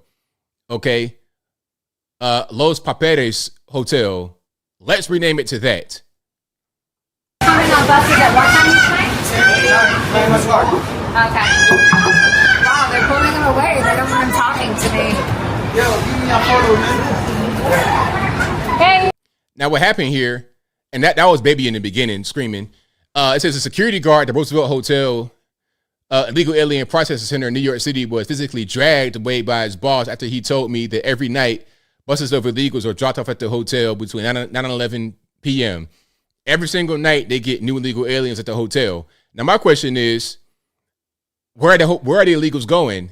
Because the hotel has a certain capacity limit, and they got to be there for a certain period of time before they go to the next place. So where are they going? Just out in the streets in New York City? Hey, how are you? You say nothing. Hi. Are you a migrant? No, I'm not a migrant. You're not? No, I'm not. Oh, you are? Oh, okay. But this is the migrant center, right? Do you know what time they're bringing the buses tonight? Drop them off? Oh, it's on 45th. It's like 9, 10 p.m. Oh, at 9 or 10 p.m.? Yeah. And who drops them off? Where do they come from? Or the hotel. How far is that from here? 45 minutes. On 45th Street? No, not 45th. Sometimes they You said that but this is 45th. So, but I don't want to keep having the kids screaming in the background. It's like you in the Chuck E. Cheese or something. And that's going to be the constant noise you hear at the hotel, because this hotel, the Roosevelt, at one point, I'm not sure if it's the same way anymore, but there was like between 3 and 4 babies being born a week. 3 and 4 babies being born at the hotel every week. What does that mean? You have an anchor baby meal as well. Because what happens is these migrants, a lot of times, you know what I think happens is the migrants will get pregnant just to have the baby here in the States, because if you have a baby here, you know, that's called an anchor baby. And that term comes from when that baby prevents you from being deported. If your baby is a U.S. citizen by way of birthright, then they won't deport the parents normally just for regular stuff, because, well, the baby's going to be just out on the street with nobody to take care of it. That's an anchor baby. They're having the babies intentionally. You have tourists come and try to game the system through visas, through the border, however they can, just to pop the baby out. Boom. And that's kind of what that is. And yes, that was Laura Loomer. So shout out to her. All right. That's what's going on right now with the migrants. So yeah, I'm cool on that. I am good on that. You know, that's not really what I'm into. All right. Now we're going to get to a few more things here. But if you like the video, please give the video a thumbs up. Like the video, share the video, do all that good stuff. That'll help me out tremendously. And I want to get to one thing here. This is a crazy protest. I think it's over in London. I'm not sure what it is. It might be a climate change protest. Yeah, this was crazy. Okay. Now, these people, I don't know what's going on. Yeah. So this is a climate protest. Check it out. These people, I mean, can we please bring back mental institutions? Is what we need. Now, if you guys can't see it, I don't know what it was inspired by. I guess they're like tarred and feathered. I don't know what's going on here. If you guys know what's supposed to be the theme of this protest, y'all let me know in the comments. But they have all kind of white powder on their face. I don't know what's going on. Potato sacks, and they're wearing signs to shame themselves. And one person inside says, funding climate hell. Her says, bought unnecessary new clothes. The other one says, ignored crisis, allowed new coal mine. Well, look, how are we going to power your Teslas and your whatever hybrids? How are we going to power your electric vehicles without coal? Where do you think the electricity comes from? The air? Fairy dust? It says Westminster Station. And it says poison only world with wasabi. I don't know what that says right there. Waste. Wasabi. I'm hungry anyway. Burned oil, burned the planet, ignored science, exploited our planet, wasted fuel. Yeah, it's a lot of them saying similar things. A lot of old people. Yeah. Sackcloth and ashes, is that what it is? Okay.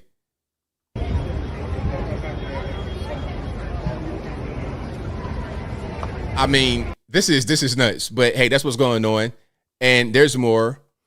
Now here they are, I think, in the church.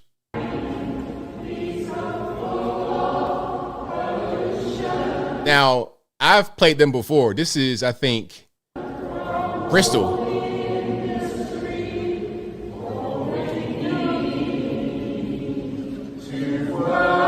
Side by side, we come down. Now, I don't know if there was a outfit change, a wardrobe change, and it's the same people that were outside the other one, or a whole new batch of individuals at different place, different time. But yeah, that's what's going on.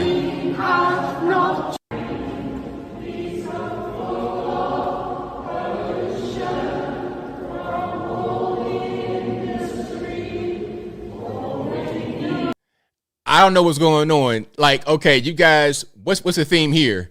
Is this Handmaid's Tale? What is this? And why they gotta paint their faces so white? Like, I don't get that part. What is the theme here with this particular climate protest? And how is this going to get the message across that the world is somehow dying? Maybe you dealing with crazy people who think crazy things, so the way that they express themselves is through crazy methods. Maybe that's the reason why. Yeah, a few fries short of a Happy Meal, a few crayons short of a whole 64 count box, a few trees short of a forest, a few knives short of an entire cutlery set. That's what's happening right here over in Bristol, UK. Somebody said Elden Ring DLC looking wild. Yeah, exactly. Exactly. 100%. So yeah, shout out to them. Shout out to the video game characters in real life. All right. If you see them in an alley somewhere and you're not really ready, you will get deleted in whatever game they're playing. Now, speaking about getting deleted, my man right here with the fire. Now, okay, let's talk about him. Let's talk about the Human Torch, Aaron Bushnell Part 2, Michael Jackson in the Coke commercial, Richard Pryor when he smoked crack and set himself on fire. Yes, he did do it. Richard Pryor had some burn stuff on his face because he smoked crack one day and got set on fire. Now, I don't know if he put gas on his head or what he did, but he got lit up from hitting that crack. This guy deleted himself right outside of Trump's New York City, quote unquote, hush money trial. Now, the guy apparently was not a Trump hater or a Biden hater only. He hated the entire system. He was a doomer. He was a black pillar and had clear mental problems. He had already been to a mental hospital for 3 days before, I think last year. His friends and family knew that he had some problems. He had all kind of crazy writings on the internet. Now, he had some things he said that made sense. Okay, the Human Torch, Johnny Blaze, Johnny Storm. He had some things that made sense about cryptocurrency being a Ponzi. Most crypto, before I get to the video of him deleting himself, which I won't show the video, I'll just show some of the fire.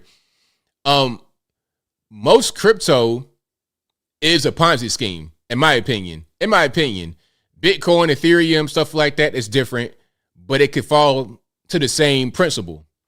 What happens is it'll be a random coin that comes out, like let's say Beyonce coin. Okay, Beyonce coin comes out. That's going to be the cryptocurrency of the future. And what happens is the market in dollars, meaning not crypto money, but real U.S. American paper dollars, fiat currency, gets spent to market it through covert ways, fake viral posts, songs, TV shows, whatever. They promote the coin that way. And at the apex, at the peak of the marketing, all those who bought into it at the beginning, the early adopters, they sell at the peak. There's probably insider information, trading going on. Okay, we're going to stop marketing today.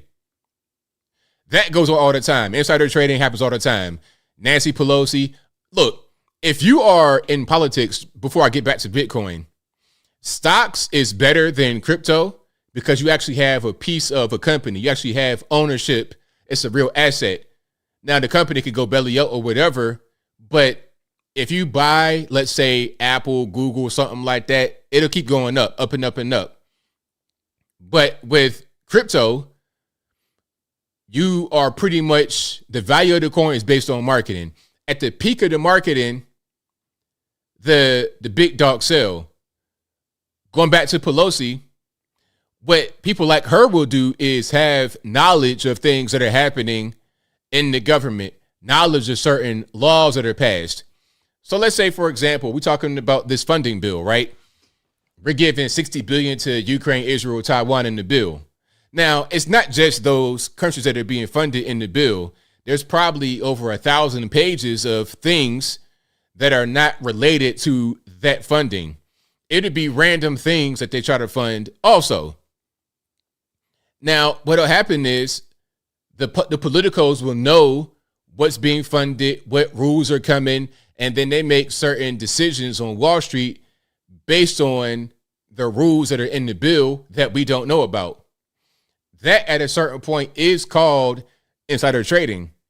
But if you are a regular normie, or let's say, for example, like Martha Stewart, anybody else, if you do that, you go to the penitentiary to make big rocks to little rocks. If they do it, it's totally fine. Okay, it's no problem. Don't worry about it. All right. Just like Hunter Biden, you could smoke crack on camera and have a gun illegally, and you won't go to the penitentiary. Although your dad is the one who wrote the Brady Bill, or at least endorsed it back in 1993, 94. Although your dad is the one behind the law that would prosecute you, you don't get prosecuted because you are like royalty. Any of us do that, we go to the penitentiary. That's the 2 or 3 tier system of justice. You got regular normies, rich people, and politicians. That's how it works. That's kind of how it is under communism as well, which is why when you install communism, all the people that are kind of above the normies get deleted because they want it to be a 2-tier system rather than 3. Politicians and the peons, the normies, you and I. But I'm getting way too off track. Let's get back. Crypto. So the man who deleted himself with the fire was talking about crypto being a Ponzi. When you have a regular coin, they put marketing dollars into it. At the peak of the marketing, the early adopters will sell. Then they stop marketing and the value of the coin plummets. And if you want to coin at the end of it, where it's still a little bit of marketing, but not as much past the peak, you'll invest a lot of money into the coin and lose your shirt. That's how it works. It's a classic pump and dump scheme, but it's kind of the model of crypto because there's no actual value in crypto. You're not buying any kind of asset. You're not getting a piece of a company. All you're doing is buying confidence. You're buying the confidence that this coin will increase in real paper dollar value. That's all. With stocks, you are banking on confidence, but you also have something of value. You have a piece of a company. You're buying confidence in the company and their ability to make money and generate revenue. With crypto, you're buying confidence in the coin's ability to increase in value because of other people's confidence.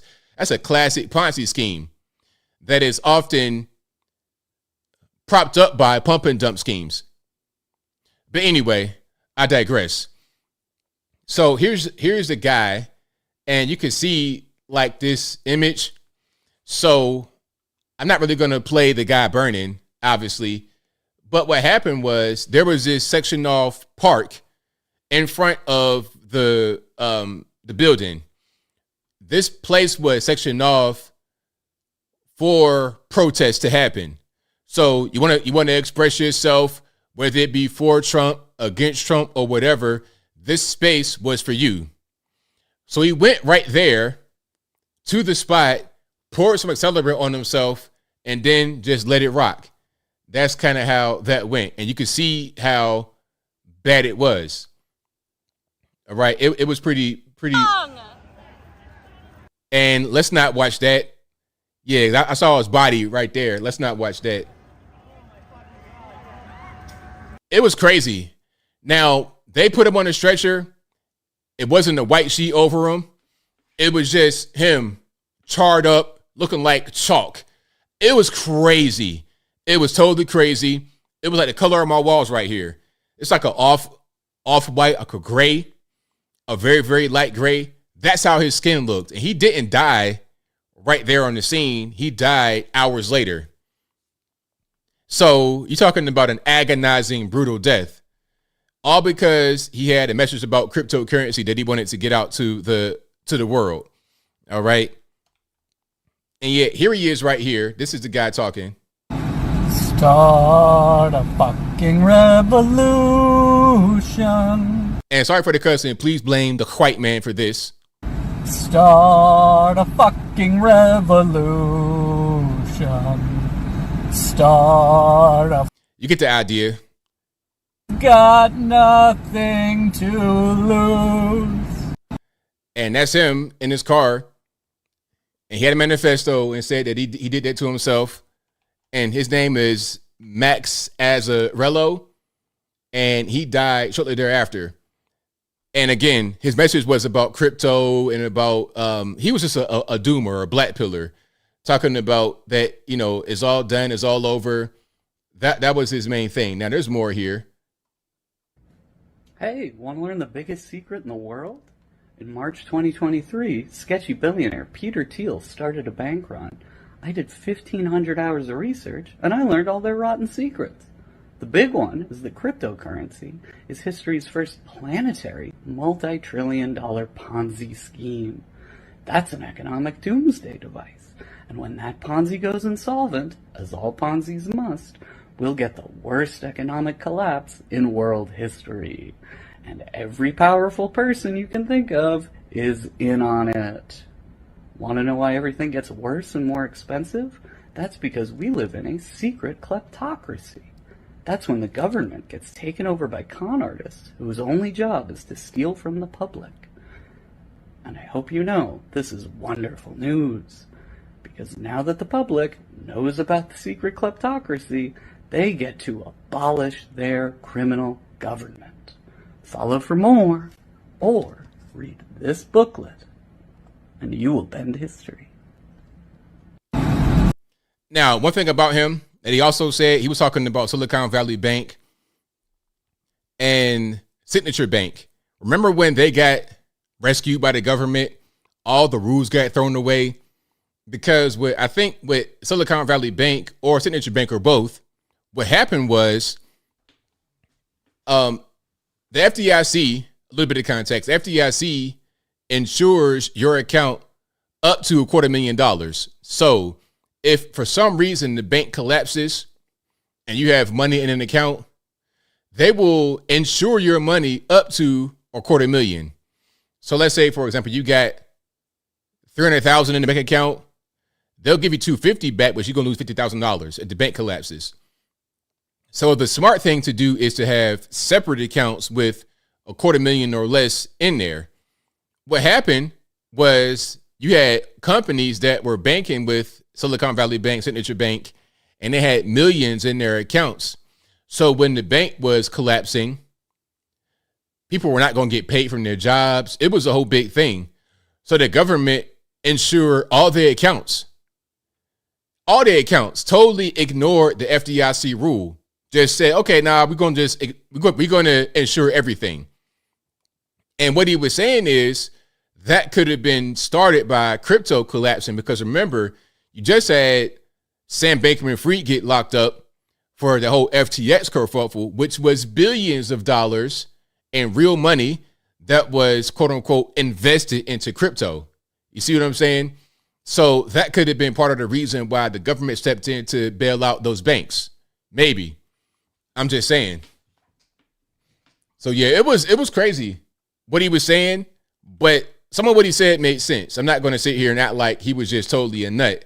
He was a nut to do what he did, obviously, but some of what he said made sense. Now, this was crazy. This was a live, calling, I guess you would say. I don't know what else to call it. It was like she was calling a horse race. This woman was reacting to the events as they unfolded, as the man set himself on fire. Potentially having these issues at all. What do you say? We also are seeing an active shooter. An active shooter is in the park outside the court. We have a man who he has set fire to himself. A man has emblazoned himself outside of the courthouse just now. Our cameras are turning right now. A man has now lit himself on fire outside of the courthouse in Manhattan, where we are waiting for history to be made. A full jury panel is gone. We are watching a man who is fully emblazoned in the front of the courthouse today. We are watching multiple fires breaking out around his body and person. We have seen an arm that has been visible, that has been engulfed in total flames. There is chaos that is happening. People are wondering right now if people are in danger. I'm looking across the courtyard. There is a man racing to his aid. There's coats coming off to try to put out the fire. We have members of security details. NYPD is rushing to the scene. They are trying to come now. Officers are on the scene. A fire extinguisher is right now present, being put on this man to try to put out. People are climbing over barricades to try to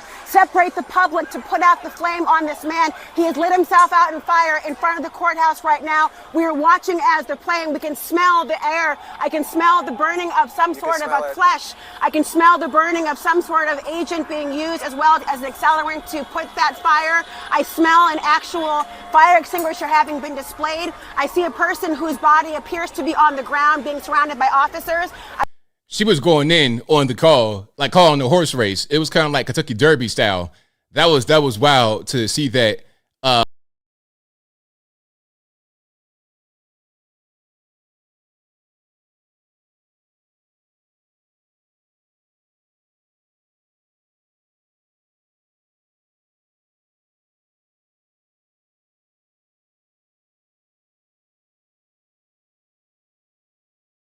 All right. I ain't gonna play that one.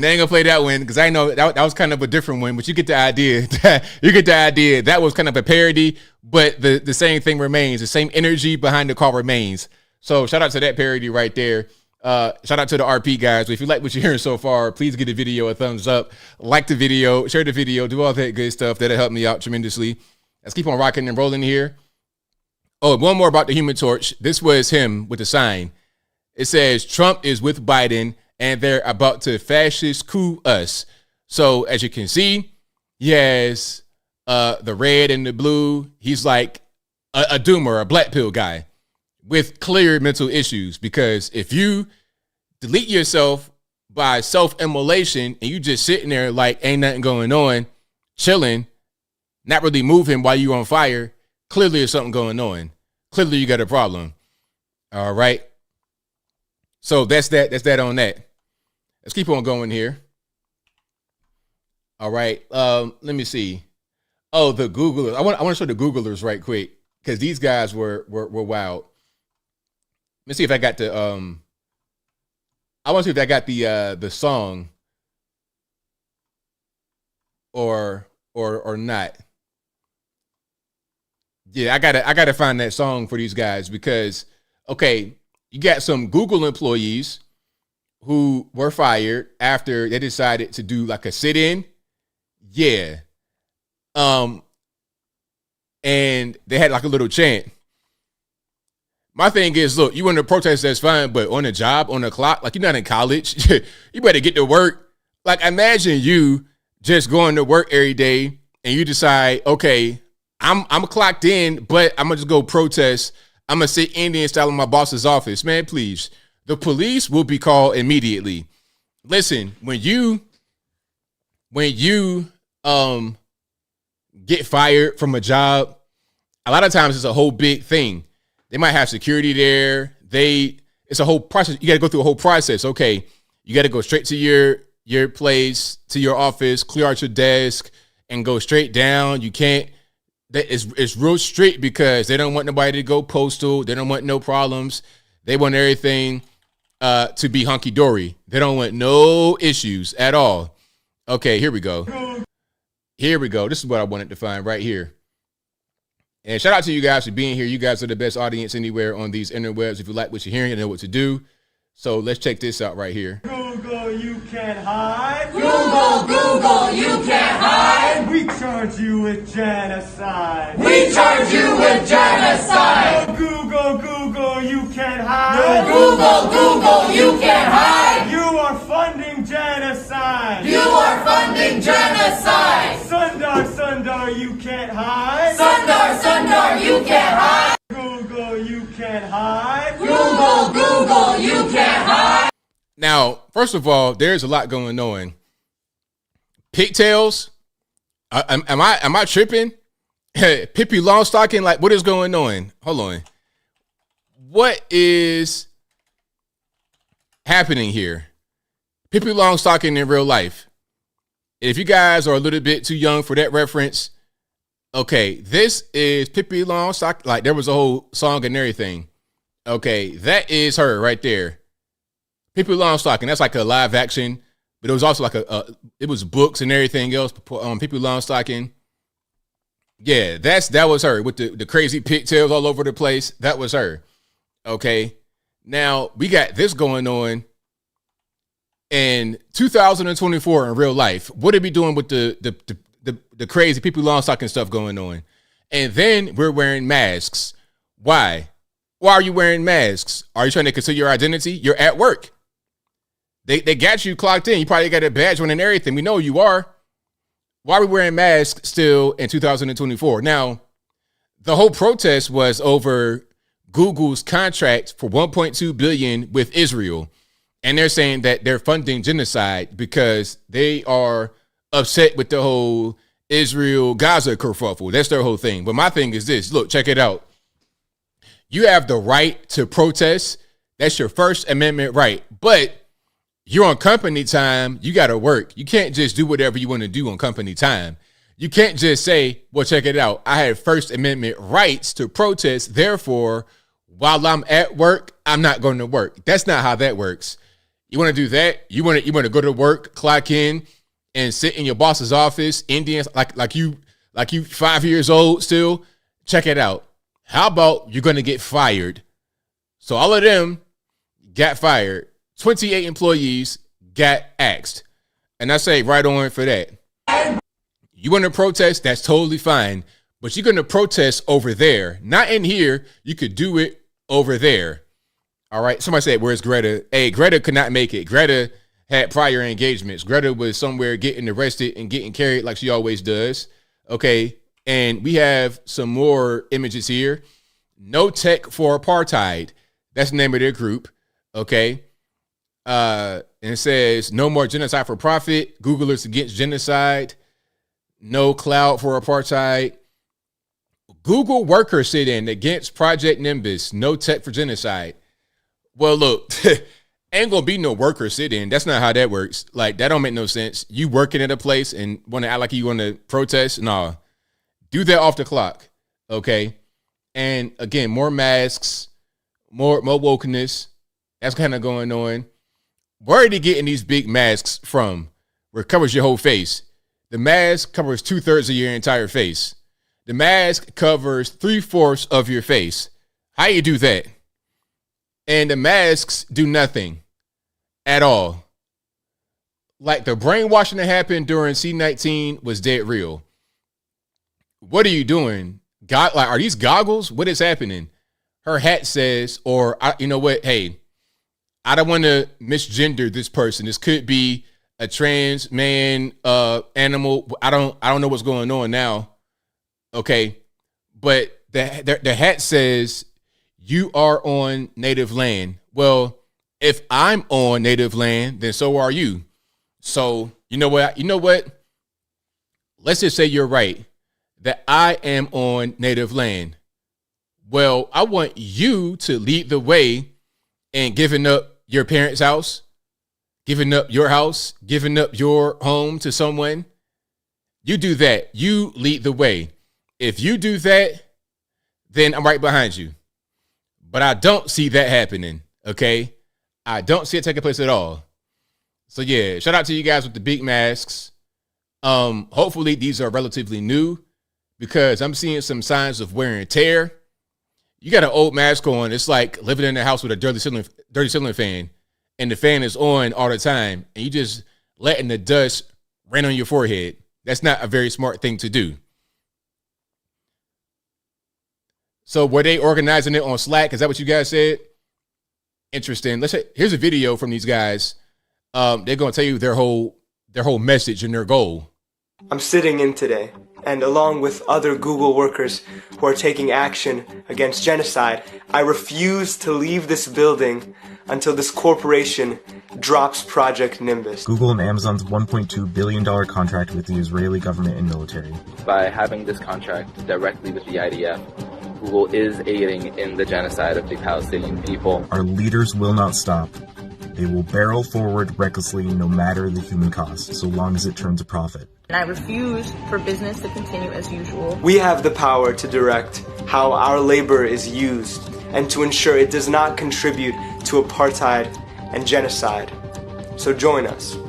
As our movement continues to grow, they may try to silence us, but workers will only continue getting louder. So, you know what's crazy is that a place like Google and other corporations have fostered this kind of environment for this to happen. You know, they getting into the woke stuff and the DEI stuff. They will bring, like back in the day, there was a guy named Tim Wise. You guys may know about him. He was like one of the first white apologists that I saw in the modern era. And, well, although he's kind of something else, but that's a different story. He's a different ethnicity, but he white. Anyway, they would pay guys like that big money to come speak at Google and talk about how bad white people are. And they would do that all the time. So you foster this kind of environment where you're going to get these morons to come out and try to protest. See, so a lot of this is just them putting certain things out there, planting seeds, and now the trees have grown. The harvest has bloomed. Now they got to deal with it. So, yeah, I'm not really feeling too sorry for Google having to deal with this and having to fire their employees. It is what it is. I hope that they go the other direction and stop doing stuff like this. Now, speaking about going in a different direction, Chicago, Illinois. Now, I hope that the Chicago people, the residents, citizens, natural born U.S. citizens who live in Chicago go a different direction. So there's been hundreds of millions, if not close to $1 billion spent on the migrants in Chicago ever since what, like 22? So about almost 2 years, about $1 billion. So far this year, 2024, they've already spent $140 million on the migrants, $140 million, and they approved $70 million more dollars on top of the 140 for this year, 2024. So a lot of the residents say, you know what, no more. Brandon Johnson, anyone else involved, we're going to vote you out. Now, I hope that they vote him out, get him recalled, whatever it is. And when he's out, I hope they don't vote a clone of him in there. Same thing they did with Lori Lightfoot. Okay, you got Lori Lightfoot out. That's great. Fantastic. Then you would let Brandon Johnson. Why? He's worse. If not worse, he's no different. But in my opinion, he's worse. You know what? At least Lori Lightfoot has some cojones a little bit. I was not hearing about Lori Lightfoot having panic attacks, talking about, oh, the crisis got me anxious. It's like, look, man, I understand that people have anxiety. I get it. But if you are that anxious, maybe, just maybe, here's a wild just suggestion. Maybe you shouldn't be a mayor if you're that anxious. I'm just saying.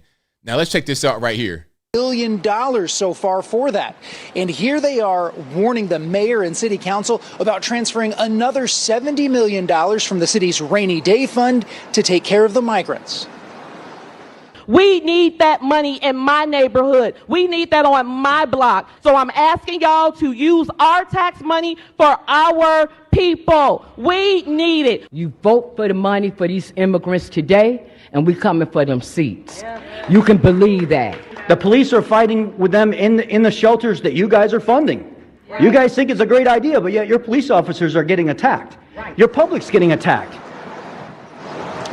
Currently, state law does not allow voters to recall Chicago's mayor, but after seeing how Mayor Johnson's first year has gone with the migrants and crime, a new group wants to change that by getting a referendum on the ballot this November that would pave the way to voting Johnson out.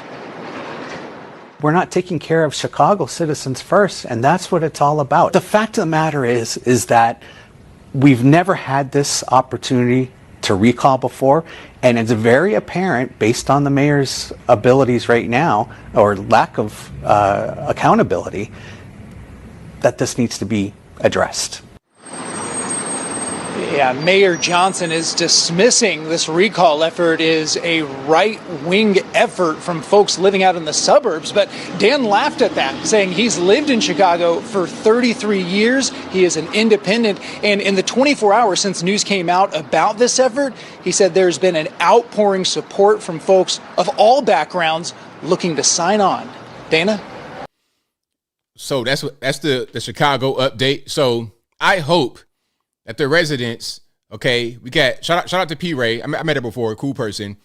We got the MAGA hats on. We got other black folks, white folks, everybody. You know, it's a diverse crowd, quite literally. Residents of Chicago saying, hey, you know what? No more, enough.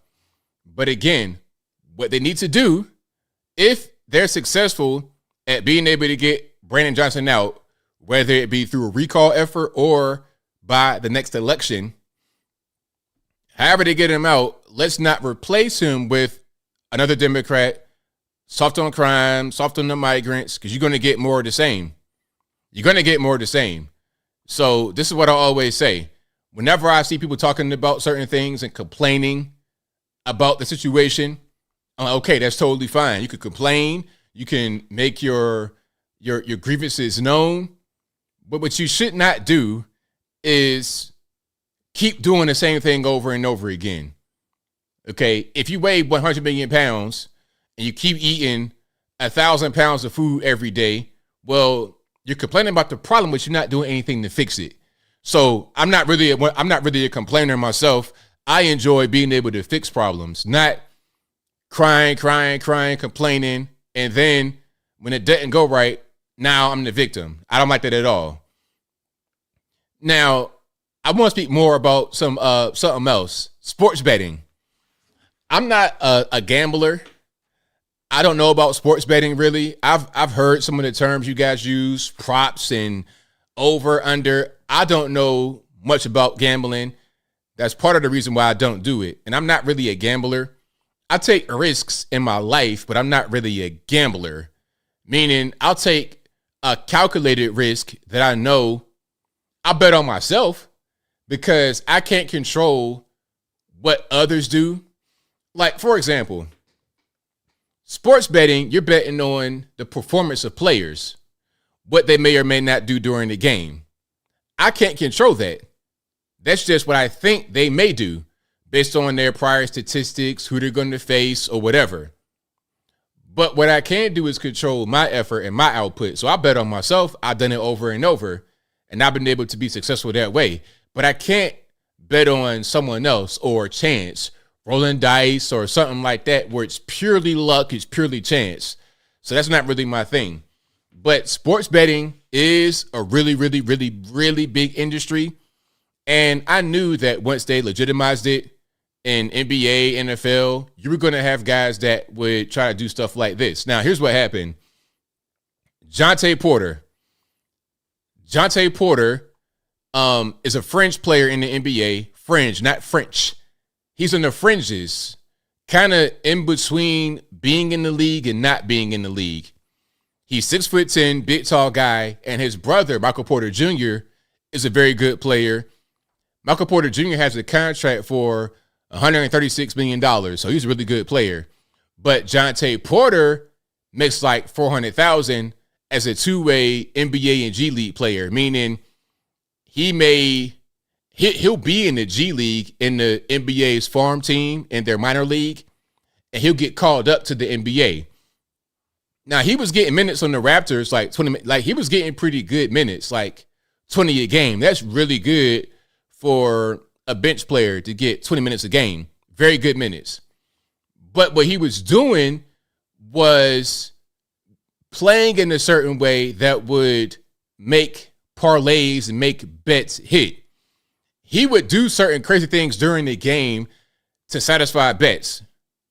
And it was notified to the league that there were some things going on because I think it was in one night, this random player who is not good, not a star, not a guy that anybody would normally bet on. When you're doing bets, you're going to bet on the stars. You're LeBron and Kevin Durant. You're going to bet on the stars, not some random bench rider named Jontay Porter. Why would you bet on him? And one night, the unders on Jontay Porter was number one bet in Vegas. That's odd. Why is this guy making so much money? Why are the bets on him making so much money? To the point where it's the number one bet. What most likely happened was he was telling people, hey, bet on me, bet on the unders. There might have been some mob influence here. He might have gotten in gambling debt. Because here's what could happen. You get into a gambling debt, right? You can't pay. Your brother's not going to pay because at a certain point, I'm not going broke behind you and your mistakes. So the mob are like, look, check it out. You can pay this money back if you just don't score beyond 5 points. Don't get beyond 4 rebounds. Because what happens is we're going to bet that you don't, and we're going to make a lot of money. One guy, Pete Rose, exactly. A lot of guys have done this before. But anyway, one guy bet 80 grand on Jontay Porter and made $1.2 million from $80,000. They made $1.2 million off this random bench rider. Now, what I think is that Jontay got a piece of that. 25%, 30%, something like that. Or it could have satisfied a gambling debt. It could have been some mob action. Jontay also bet on games directly himself and made like 20 grand. And he bet on his team losing. He bet on his own team and he bet for them to lose. So then when you do stuff like that, you ruin the integrity of the game. I already think that sports are rigged. I think that, and I've noticed it a lot over the past 2 or 3 years, ever since they really started to promote gambling, because you have games that are literally sponsored by Prize Picks and FanDuel and all kind of stuff. The games are literally sponsored by these people, and it's a multi-billion-dollar industry. So at a certain point, I think things are done to satisfy bets. Shohei Ohtani got caught betting. This guy is one of the most highly paid players ever in any sport. He plays Major League Baseball, Japanese guy. Like from Japan, no English. Now, he got caught betting and they said, oh, it's the interpreter. It was his fault. For real? Really, the interpreter did it? Oh, okay, cool. I think Shohei Ohtani had so much money. I'm talking about this guy he's loaded. He has the kind of money to where he could pay somebody to go to jail for him. That kind of money. So I think sports are rigged in part because of all the money from gambling. Check it out. If you're a fringe player, you're on the end of the bench, not getting too much burn, or if you're a big player and you just enjoy gambling, it's right there for you to make money. It's easy. You get caught and you are on the bench, so what? You're probably going to get cut anyway in a certain period of time. You can make more money from gambling than you would from your contract. If you are very rich and you get caught gambling, so what? I got money. I'll make him take the fall for it. So I think sports are rigged. I've not watched any sports games in full in probably about 2 or 3 years. No NBA, no NFL. And I was a big basketball fan. I love basketball so much, but it sucks so bad because I'm seeing the rigged nature of it. I'm seeing the gambling influence of it. I'm seeing these guys just jack up threes all day and miss. It's a bad product. I would rather watch WWE than pro sports because at least with WWE, they lead with it's sports entertainment. Don't think these are real events. Don't think this is a real thing where they're really competing. It's a show. It's entertainment. It's like watching a movie.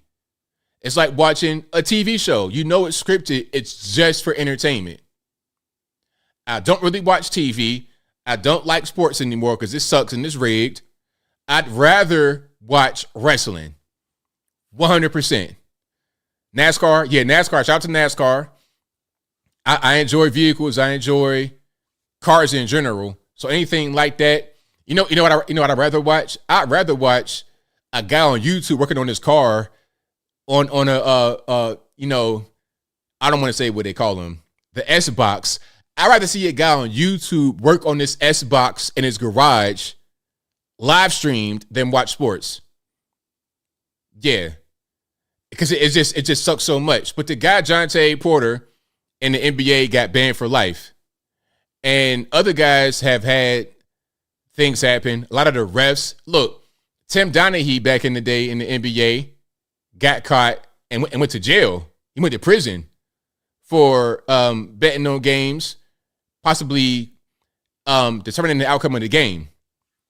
The reason why you can beat your wife and get 10 game suspension or get caught with a gun and, you know, illegal weapon and get 20 games is because those things do not ruin the integrity of the game.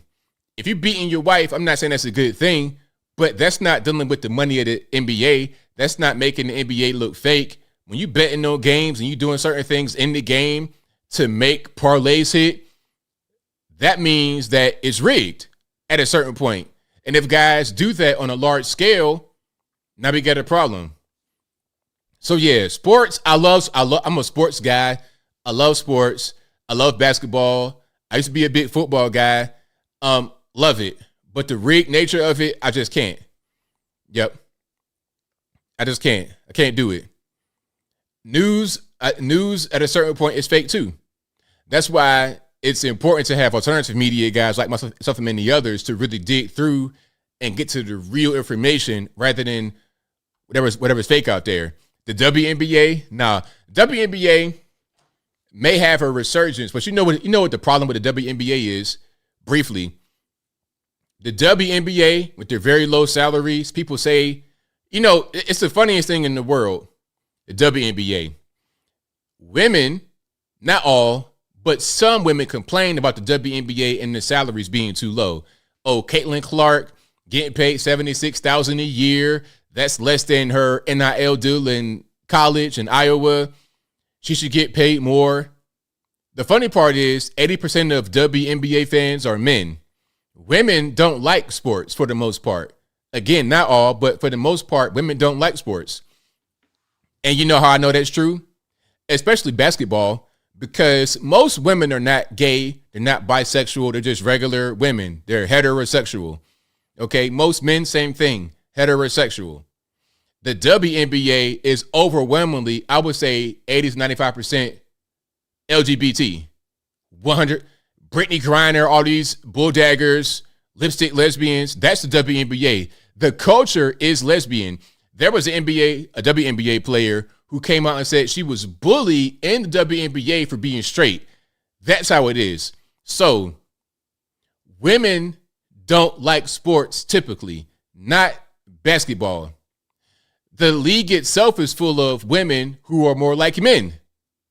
You understand what I'm saying? So women complain some about the salaries being too low, but women don't even watch the games. It's mostly men, and it's not that many people because they get no viewership. Nobody wants to watch a layup fest.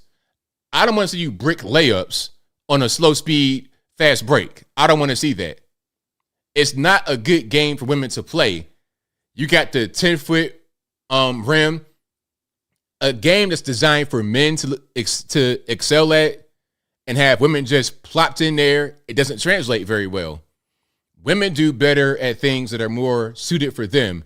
Figure skating, gymnastics, even the tennis, something like that. Not basketball or football or some kind of running, jumping, contact. That's not good for women.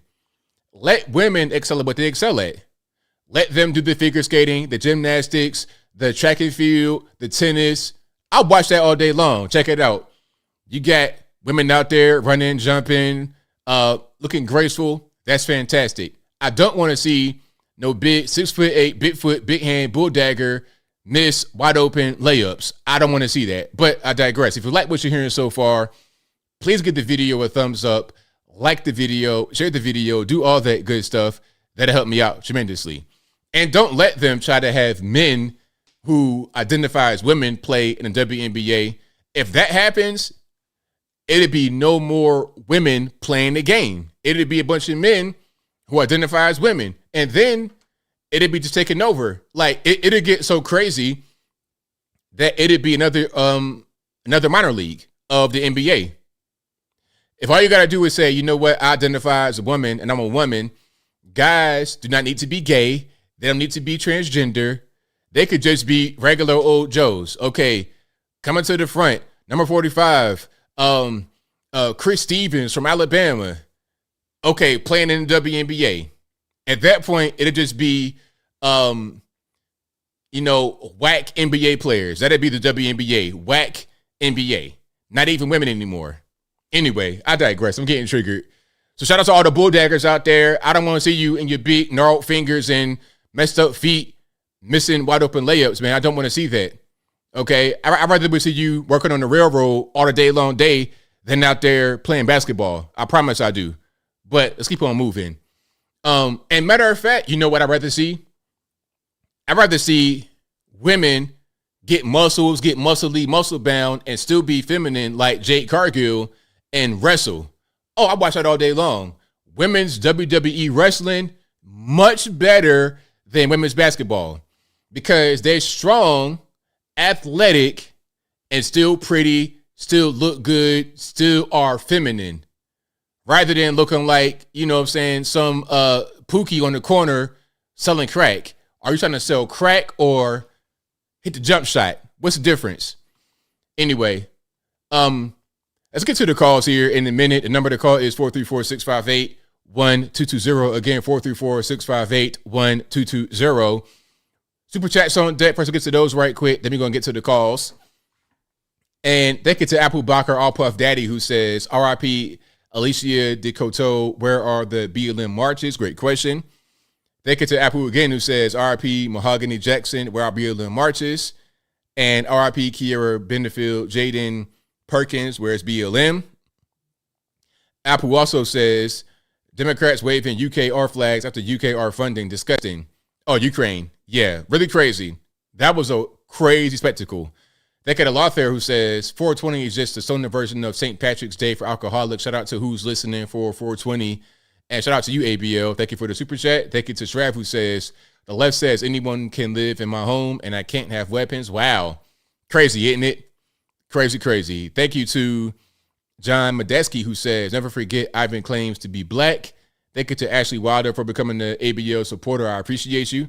They get a lot there who says, fast food is going extreme. Go to McDonald's, you spend $25 on the meal. Go to a Japanese restaurant, no joke. And this was recent, only paid about $18, including the tip. I think big fast food lobby for this. Yeah. It's to the point now where that's a date. Going to a fast food joint is a date now. All right. So I don't want to hear nothing about Cheesecake Factory being too cheap. Look, if we go to McDonald's, that is at this point enough for a date. All right. Shout out to Papanaya Shelley, who says, ABL, I'm a trucker. These illegals coming in here are directly influencing the load rates. They take the lowest of the low rates, driving us all poor. And that might be part of the game, making a big wedge between the rich and the poor. It's crazy. And then my thing is, okay, how are they on the road? How are they driving? All right. I'm seeing some questionable truckers out there when I'm on the road at certain times of the night. So I got to wonder who's out there on the, behind the wheel. Thank you to Mehdi, who says, last time I was in Oakland, I saw a brutal shooting 5 feet from me in front of a liquor store. Needless to say, I'll never go back there again. Thank you to Great Brown, who says, 90+ billion to Ukraine, Israel, Indo-Pacific, and ignoring our own borders. WTH, exactly. Thank you to Lawfair, who says, every time I see Ukraine flag, I just want to vomit. I'm very much disappointed in my leaders. I'm not for either side. Mike Johnson's trash. Right on. Thank you to Cynthia M, who says, and for World Order, Rep. Chuck Edwards. There you go. Saying it right there. New World Order. Thank you to Lawfair, who says, crypto is only for two people. People who fall for this game or people who will use it to buy illicit items on the deep web. Do not treat crypto as an investment. Treat it as an online, untraceable money. And what's funny? They are able to trace that to a certain extent. The feds are starting to trace these transactions because there was a case recently. Well, I think it was last year where crypto was involved, and they said that they were already watching it. So I think they're kind of like rocking us to sleep with that line about it not being traceable. They can trace it to a certain extent. I don't know how or under what circumstance, but they can trace it. So I wouldn't trust that as quote unquote non-traceable. They could have Big Rocks, Little Rocks, great name, of course, as always, who says Congress with that $60 billion aid to Ukraine make my blood boil. I love my country and the sacrifice my grandma did to come here, but I hate our officials. And that's a crazy picture you got right there of me. Yeah, I put up the video yesterday. Premiere Pro, what it does sometimes, it will, these programs do too much. So when I render my videos, sometimes it'll come out as 3D. Really weird. I got to just make sure that the setting is right. And normally what I do, I double check my videos every time before I upload it. But I got it down to a process. I got it down to a process of doing it really quick in a short amount of time. So that one kind of slipped by. That was the Chicago migrants one about the Black Trump supporters. That one, I didn't double check before I uploaded it. It just happened to be rendered incorrectly. I come back to my computer like 2 hours later, and then I realized it was wrong. So I had to re-render it and double check and then re-upload it in the morning. Yeah, that was a mess. But I always double check every video to make sure that it's rendered properly. But it should be rendered right from the beginning. But these programs do these updates for no reason, to say they updated something to make you pay more money. Like Apple. Apple will do things just to say, oh, well, we added this and added that. But it's just to get more money out of you. I have an iPhone 13 Pro Max, and I plan on riding this phone till the wheels fall off. Okay. I don't want to update no more, really. I could, but I don't want to. My phone got to pretty much just go to the upper room for me to upgrade. This is fine. And to be totally honest, I didn't even want this phone. I got it for friends and family. Oh, you got green text. I'm scared you a scammer. I don't got no time for that. This is only for friends and family. My actual Android, that's my workhorse. That's where I get my work done. This right here, okay, you want to talk to me on the phone and text and get the blue bubbles, all that other kind of weird stuff. Okay, cool. But as far as upgrading, I think not. Okay, I got one more super chat, then I get to the calls. Chill says, who of the current stars in WWE is your favorite? I'm not really a watcher of WWE. I just kind of see clips on Instagram and stuff like that. I like Jade Cargill, but I don't know really who's in the league now. In WWE. I just like Jade Cargill. That's all. Pardon me, but I've not watched TV too much at all. So I don't even watch TV news. And news is what I do for a living. I read a lot all day. Most of my day is spent reading. Like with the guy that set himself on fire, I read like 5 articles, his manifesto, all of that before I did my video. I did not watch any TV news about the guy before I did my video. So that's pretty much where I'm at.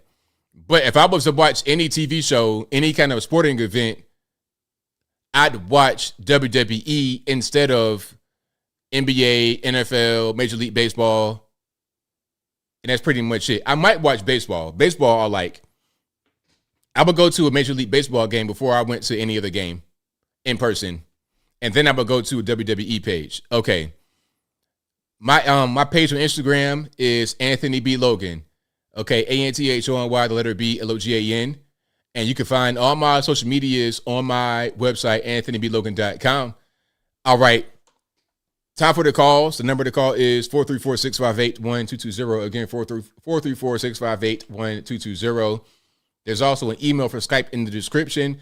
And if you can't get through, don't blame me, blame the white man, because it ain't my fault. Let's keep on rocking and rolling here.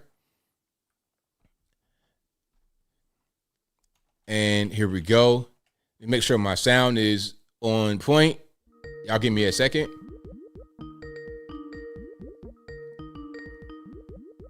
All right, there we go. 904 online. Who am I speaking to? Hey, ABL, this is Mickey. All right, man, what's going on? Yeah, so You know how the Man on Fire, that as soon as something like that happens, all the conspiracy theorists come out. And I saw one lady said something about how they didn't put him in a burn blanket. That's a red flag. They didn't give him IV. She's apparently a medical doctor and all this stuff. I know you looked at the images that you said you couldn't show them and stuff. I looked at them too, how he was all like one color and stuff. Mm-hmm. And she was saying that none of these things are what burn victims actually look like. What do you think about people who jump on that kind of thing? Like, and do you think that there could be some kind of conspiracy behind it or not? Well, the conspiracy, I don't know about that. I mean, people can have their opinion about things that look kind of odd or that don't look the way that they should look. I understand that because sometimes that does happen. But beyond that, I don't, and me, I don't really know. I don't know what someone who is in that field would know, a nurse or a doctor. I don't know anything about that. But I think it's normal for people to have experience in the thing and they see irregularities of pointing it out. But that's not really where I would be. Because I don't know. I know only what I know. Yeah, and you said you read the manifesto and stuff. I read some of it, but the dude put up a page.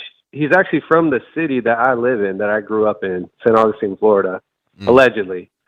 But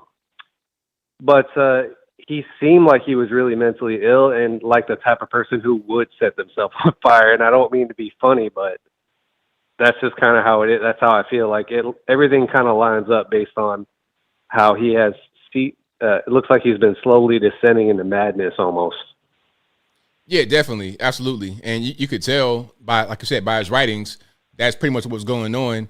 And he already been to a mental hospital before, so this is unfortunately kind of a predictable conclusion. Yeah, and then somebody else set themselves on fire. What? Was it this year too, or was it last year near the White House, I believe? I just hope that this trend stops. I think it was last year. That was Aaron Bushnell. I think it was last year or that was early this year.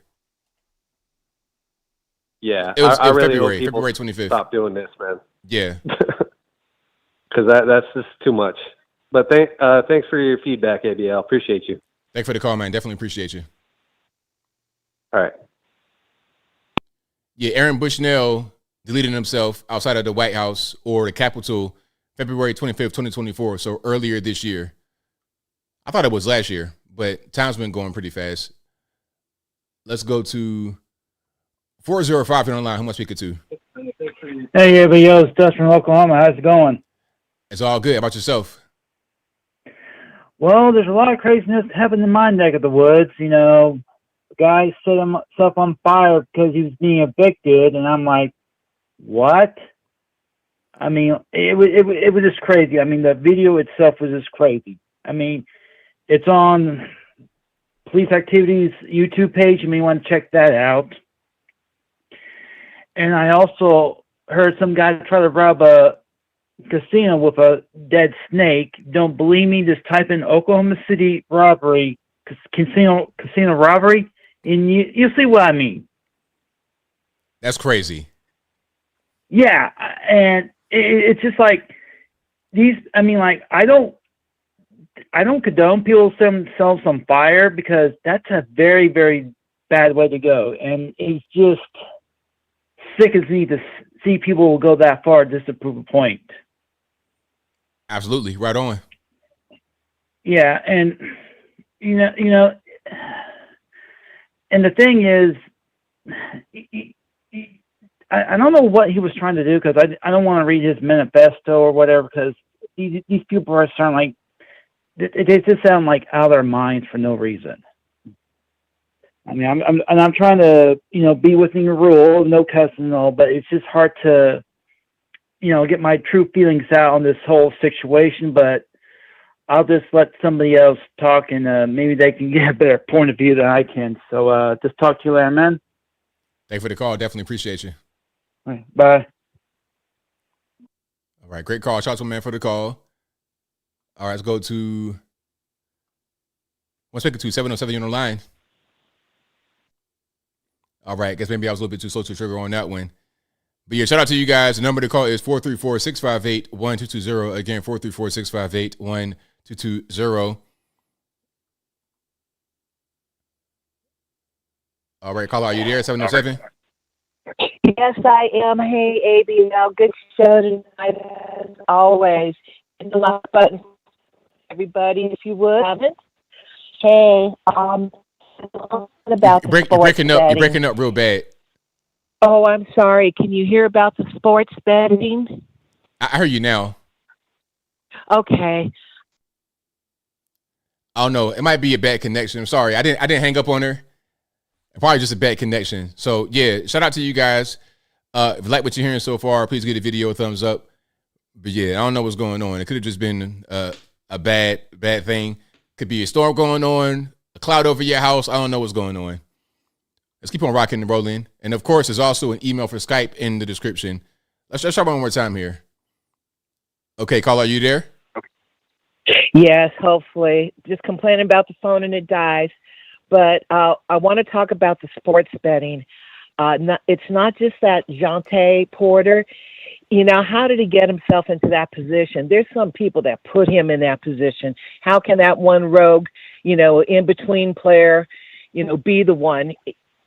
I think it was set up so that you really wouldn't have stats on him all that much, that he would be looking low in the situation, and he's expendable. He's kind of like a Lee Harvey Oswald, and who knows if his brother's in on it. I don't know. I'm not saying, don't know. But, these things don't happen in vacuums. They just don't. And the fix has been in on sports, especially this last Super Bowl with the whole Swift and Kelsey, and then, they're not going to win. Oh, look, they came back from behind. And then the questions that were put to them afterwards were just so scripted, screaming fake, like, all of a sudden, we're asking you about how did you feel like when you were God out there? Oh, well, my God, it was just so unreal. And I think that was, it's purely about the one, make it more thrilling so you sucker more people in if you think, oh, this is good. And then others, they're just milking people dry in every which way, shoving products down you, philosophies, look at Swift, give you the jibby jab, These guys are like such hucksters and shills. This is a really dark circus. Yeah, I'm with you 100%. All right, my ABL and all the ABLers. Have a great life. Keep on. Take care now. Thank you for the call. Definitely appreciate you. Yeah, I love you. All right. Shout out to the caller. Great call. And shout out to you guys as well. You guys are the best audience anywhere on these interwebs. Y'all know what it is. Let's keep on rocking and rolling. But yeah, a lot of that stuff is scripted. A lot of the questions, everything. It's just like, especially with the White House and politics, you got a fake White House across the street from the real White House. It's like, for what? What is the purpose of doing that? Why do that? It doesn't make much sense at all. Just go to the regular White House. Why you gotta have a fake one? Excuse me. It's just really weird all the way around. But not really surprising, because I expect things to be fake at this point. Alrighty. Yeah, but sports, it's a mess. 918, you're on the line. Who am I speaking to? Hey, what's up, baby? It's JB Scotchman from Oklahoma, who now lives in Missouri. How you doing, buddy? I'm well, man. How about yourself? Hey, I'm good. Hey, I wanted to say hello to you and hello to all the good community members. I know I was pretty sick last year, but I'm feeling better now and getting my strength back, so it's all good. But yeah, I'll tell you, that video you posted earlier about that dude and doing street interviews, man, I know you want to go out and do that. I want to also. I'd love to go out with you and just talk to people on the street, be real. But it's these lefties, I mean, they're the ones that are causing the violence. They're the ones that are promoting violence. It's like us on the right, the Trump supporters, like, we don't want to hurt anybody, we're fine, but it's the fake news media that's causing all the problems. Right, exactly. Yeah. But there's a lot I could talk about, but I just wanted to mention that. Ukraine, yeah, I'm so sick of Ukraine. Let's stop giving them money. This is ridiculous. What else was I going to say? My GeForce RTX 4070 is kicking ass. It is all my games at high resolution, high frame rates. I love it. And you mentioned sports. I don't really watch a lot of sports either. I started watching the NFL again after all that Colin Kaepernick stuff settled down, because I do like watching the football, but tell you what though, man, you mentioned like cars, like racing, and Monster Jam.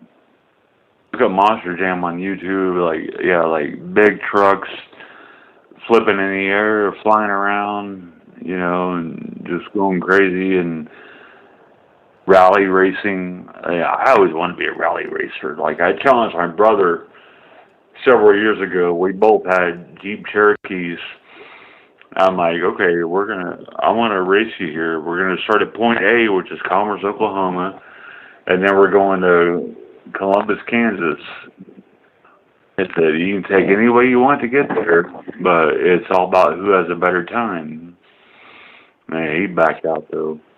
Yeah, so I'm like, oh, you're scared, huh? Afraid you couldn't beat me. I'm like, all right, well.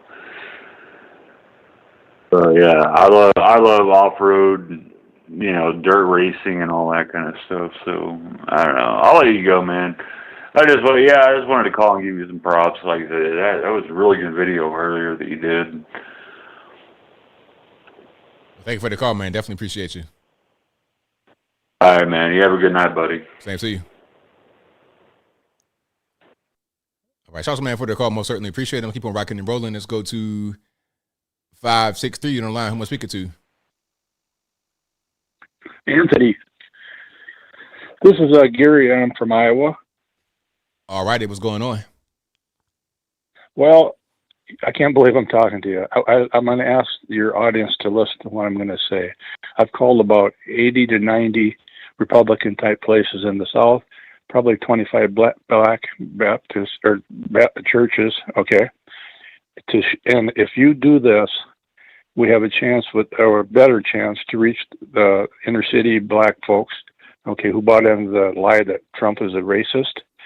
Please get on YouTube. I talk to Google and I say, Judge Joe Brown, is Trump a racist? Trump gave money to young black men, and then when they came back to pay him back, Judge Joe Brown is telling the story, and he tore the checks up, stuck out his hand and said, go run your business. He also was dating a black woman at the time, okay? And this whole thing takes about 3.5 minutes on YouTube. Judge Joe Brown, is Trump a racist? A young black man asked him that in a dark studio. And then also he was one of the money guys behind Jesse Jackson's 2 terms for office. So please, if you can, you or these people listening to me, get this on black radio stations. This will change the narrative big time. Okay, that's all I got to say. Thank you for the call. Definitely appreciate you. Okay, please do it, sir. Thank you. I got you.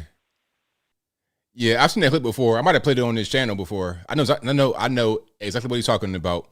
So the story, I might even be able to find the clip right quick. The story was in the 80s, I believe, a lot of black folks could not get lending from a bank. They couldn't go anywhere. So they're asking around, in New York City, of course. They're asking around, and then the answer was always go to Trump. He'll look out for you.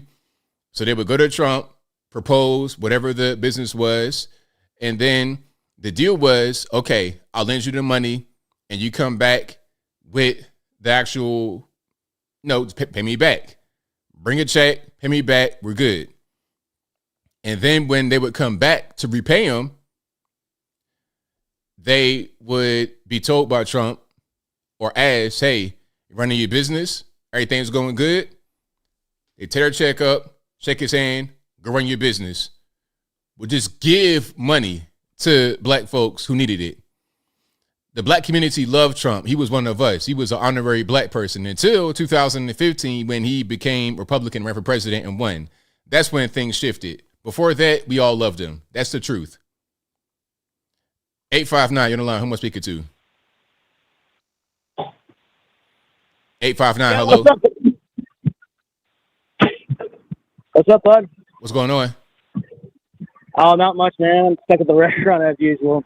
I wish I'd be celebrating with all you guys out there who's listening on the 420, man.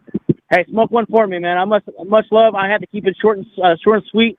I'm busy today, really busy today, especially when it's 420 and everybody has the munchies. Hey, enjoy your content, ABL. And usually, I'm not a big fan of conservative commentators, but you are pretty cool, man. Much love to you, man. Thanks for the call. Appreciate you. Hey, no problem, man. Thank you for the call, and thank you very much for, man, being awesome. I appreciate it. All right. No problem. All right. Shout out to my man for the call. And here's a video right quick for you guys about the Trump story. Okay. Is it going to play or not? Let me just reload. Is Trump a racist? I don't think so. I've talked to a number of black entrepreneurs who back in the late 80s and 90s, early 90s, were trying to get financing. They couldn't. Somebody told them to go check with Donald Trump. So they come back and tell me they got a loan from Donald Trump. He gave them a term loan. Show up with the interest and the principal, one check. But they had to go see him personally. They independently relate this tale that when they saw him, he said, "This what you supposed to pay me? This our agreement?" I said, "Yeah." And then tore the check up, shook their hands, and congratulations. Now run your business. He didn't have any problem with dating a black woman, walking her down red carpets. Most people don't know this. He was the finance man behind Jesse Jackson's 2 runs for president. Wow. Is Trump a racist? Again, he was part of the black community. He was an honorary black person until 2015. That's the truth. Anybody that says anything different is a liar. A liar. All right, Scott Caller, who am I speaking to? Hello? Yeah, can you hear me, boss? Oh, hey, ABL, it's Danny. How's it going, mate? It's all good, man. What's happening? Yeah, good, mate. Good. Thanks for taking my call. Really great show tonight, mate. No problem. Thank you. Yeah, just wanted to quickly touch on the Google firing, those protesters. Yeah, man.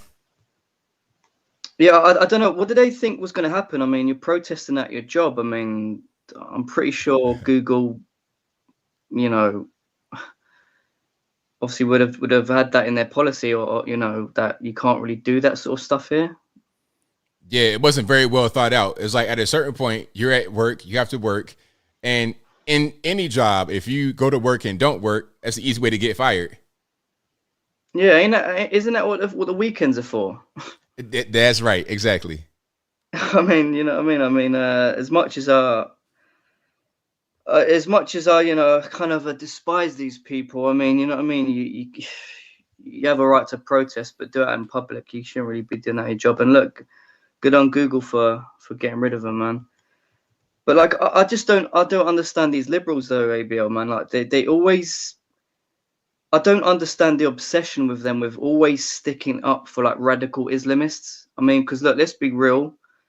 Hamas, are the government of Palestine. Palestinians elected Hamas to be their government, to be their leadership, and they are radical Islamists. I mean, they follow Islam, they follow the Quran, they follow the Hadiths, and if you're, I'm sort of on a bit of a spiritual journey at the moment, ABL, and I am kind of going through like Christianity and going through the new the new covenant, the new testament.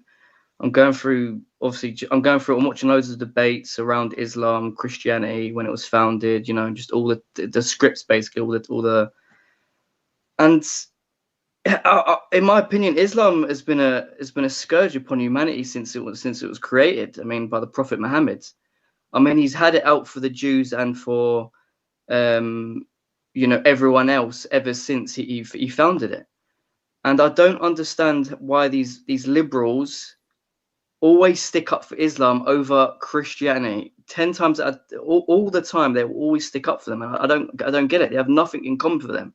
If Islam was ruling over the world right now, these liberals would be slaughtered. They'd be either converted or chucked over a bridge.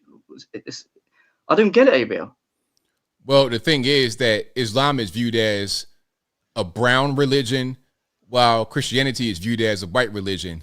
Now, that's not really true, but that's the way it's viewed by people. So that's why they tend to favor Islam, just because of that. It's a race thing.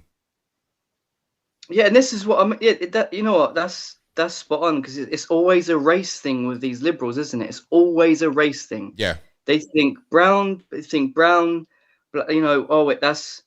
That's with Muslims, so we're going to be on that side. And white is for Christianity, so yeah, screw them. That's the patriarchy, the white man, bad, evil. Christianity is not about race.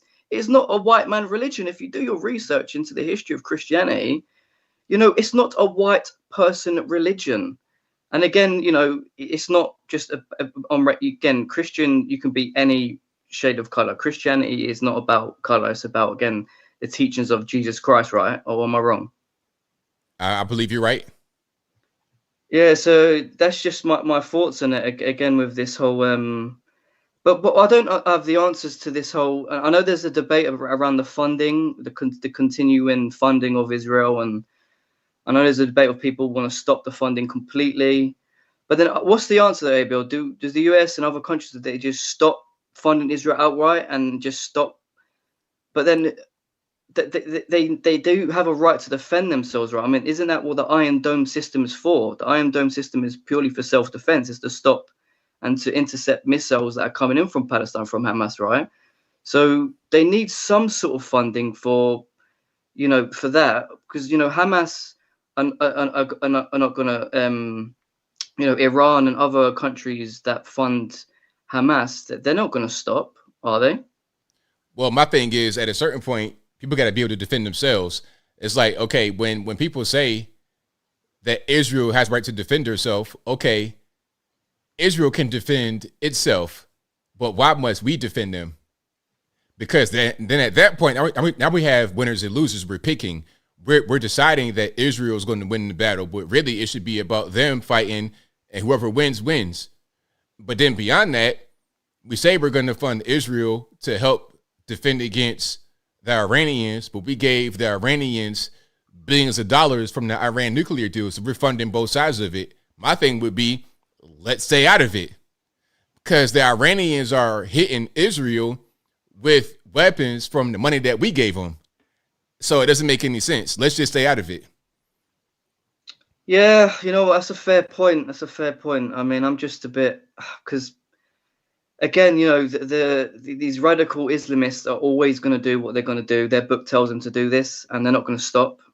So I kind of do have sympathy for Israel in that sense, but at the same time, I know there's a debate of their methods and how they target Palestine and stuff like that. There's obviously a lot of innocents that get wrapped up in it, but you get, again, Hamas slaughter innocents in Israel, as we saw on October 7th, and what was that to do with any land? That was just to do with them just being barbaric.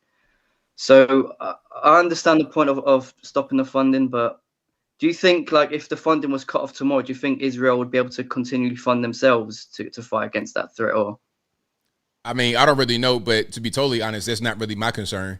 My concern is with the United States, because at a certain point, there's a lot of countries all over the world that are fighting. It's not just Israel. A lot of conflicts. So it's like, do we fund every country? Why just Israel? Why not Israel and that country and that country and that country? The 8 bill, we're funding Israel, Ukraine, Taiwan. So why not every country in the world? That's kind of what's going on. So I just say, rather than trying to pick winners and losers or funding both sides of a conflict, we just stay out of it. That's my opinion. Some may disagree with me, but I think that's probably the best way to go. Yeah, you know what, ABL, it's a fair point, and I can't really argue that much against it, to be honest. I'm just, I'm sort of learning as well, and I'm, doing a lot of research on this stuff, and it's really tricky, but I hear your point. And to be honest, I don't necessarily disagree with it, really. I mean, you should kind of look after your country first and look after your own people first before you start sending everyone's tax money around the world, funding war. So I hear you, man. Sorry, yeah, I don't want to take up too much time. Thanks again for taking my call, ABL. Thanks for the call, man. Definitely appreciate you. All right, take care, mate. Thank you. Thanks, bye. Yeah, man. Like, I don't want to see anybody innocent die or anything like that, but it's like, how many wars are we going to fund? How many people are we going to try to support? And how do we pick who's going to win versus who loses? How do we really do that? Okay, you get one administration, we're going to fund Israel. Then the next guys fund Iran. Then the next guys fund Israel and Iran, which is what we did. Iran nuclear deal, gave them billions of cold hard cash. It's their own money. Well, without us doing that deal, then they wouldn't have got the money to be able to arm themselves more to go ahead and hit Israel. And Israel, we're giving them money to go hit Iran. We're funding both sides, and then we're saying we got to give both sides more money for whatever the reason may be. It's like we're provoking it. Same thing with Russia, Ukraine. Same thing going on. We're trying to sanction them, but at the same time, we need a lot of their energy. It's a whole big weird thing going on. And ultimately, what it's boiling down to is just getting money. And I'm not a fan of it. The whole Ukraine thing ain't nothing but money. And we're using these poor people over there as a slaughtering ground, a proxy war with Ukrainians being slaughtered for no real reason. Who am I speaking to? 817, you on the line? Hey, it's Jay from DFW. All righty, what's going on? Well, first, I just wanted to say I appreciate you, Mr. Logan. I can't support you financially, but I do watch and like all the videos, so thank you very much. Thank you for the support. I appreciate it. I did want to talk about the gentleman that set himself on fire. Very unfortunate. Yes. Just curious. I would like to know, I know it's none of my business, but if he was self-admitted to the mental institution, or friends and family called and said, hey, this guy needs help. And how does that, I've heard of the 3-day hold and then they got to release you, but how far does that extend? If it's friends and family, do they do more of an investigation? If it's self, does he just say, hey, I need help, somebody lock me in a padded room? Or that's a really good question. I don't know if he was admitted voluntarily or what, but I do know it was a 3-day thing. So it could have been a 3-day hold. I do know it was 3 days, but I don't know the exact nature of the 3 days. But if it was, if the 3-day hold is a thing, it could have been involuntary. Yeah. Well, definitely praying for his soul and his family. I can't even imagine what you would have to even be thinking to set yourself on fire. But it just goes to show that the lack of faith, all the dark will come to light eventually. Whether we see it or not, it will come to pass. And I just pray for our nation. I pray for the world. It's scary sometimes, but then you think back and knowing God's in control. Absolutely. Thank you. Thank you. Thank you for the call. Definitely appreciate you. You are appreciated. Thank you. All right, shout out to the caller. Great call. 504, you're on the line. Who am I speaking to? Hey, ABL. It's Alien Spaceship. All right, man. What's going on? All right. So, good callers. I'm enjoying the show. And a moment ago, I had a battle with a cockroach. Oh, wow. Did you win? Yeah. Yes. Okay, I'm glad to hear it. Yeah, because it's spring, so they're starting to come out more. Yeah. Yeah. So then it's like that down here in the Deep South. Yeah. So basically, yesterday I was watching some streams about the trials and different things like that, and somebody was mentioning in some other stream I was watching around that time that a dude set himself on fire at the Trump trial. And I looked it up to make sure because I don't want to go around spreading false information. And so like, okay, well, it reminds me of the Vietnam War when the monk set himself on fire. And then I told some other people, And then they affirmed it, and they said, the person may have been, or was rather, mentally ill. And yeah, so basically, I know about the black pill thing, and I didn't really know what the motives of the action was. Now, I think basically it had to do with some kind of a protest. I didn't know which side the guy was on, but I see it was just some person that thinks that the whole entire country is doomed, and he was going to self-delete and make a movement out of it in his mind, in my opinion. Right. Yeah, that's pretty much what it looks like. Yeah. Have you heard about the Vietnam monk that set himself on fire? Have you seen that before? Yeah, I have seen that. Okay. Yeah. And if any more information comes out about it, I'd like to know about it. And I talked about it on the stream the other night. And yeah, so basically with the Google people that were protesting, yeah, I think that, people have a right to protest, like what you said, about whatever they want, but it's the way they do it is, I think is incorrect. And I think that they need to, get educated about how to rightfully protest, because anytime they protest about something, it just makes themselves and the cause look stupid. Yeah, the thing is, it's like, okay, if you're at your workplace, you got to work. You can't just not work at your workplace, because that's the easy way to get fired. You want to protest, do it in your off time. You got freedom of speech. You could do it that way. Right. And I like the point you made about the Iran, how our country funded them, and they're like funding both sides. And yeah, that's not good. We shouldn't be escalating the situation. And the Crown Prince of Saudi Arabia said if Iran got a nuclear weapon, it would be bad. They would want one too. They would think it would be bad for them.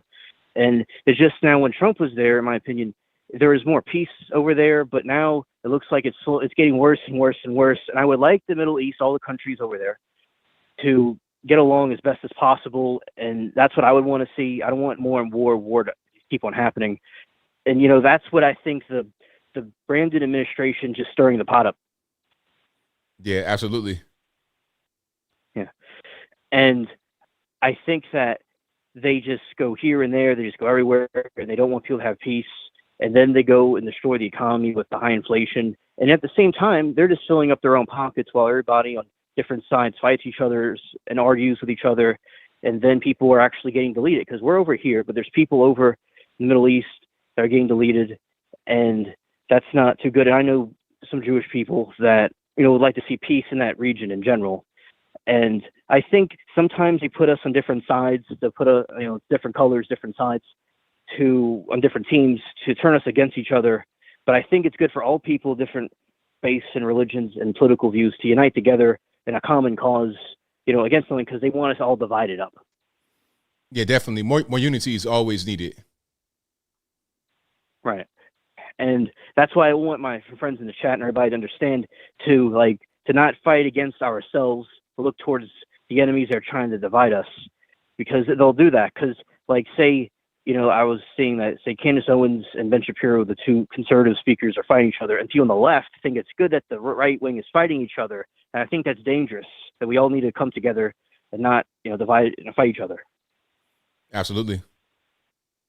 Right. And also, the economy's, getting really bad with the inflation, just getting worse and worse from what I'm seeing. I'm glad that you're covering that. Yeah, really got to talk about that, because it's really a serious issue that's affecting a lot of us in America. Yes. All right. Thank you for taking my call, ABL. That's all I have to say.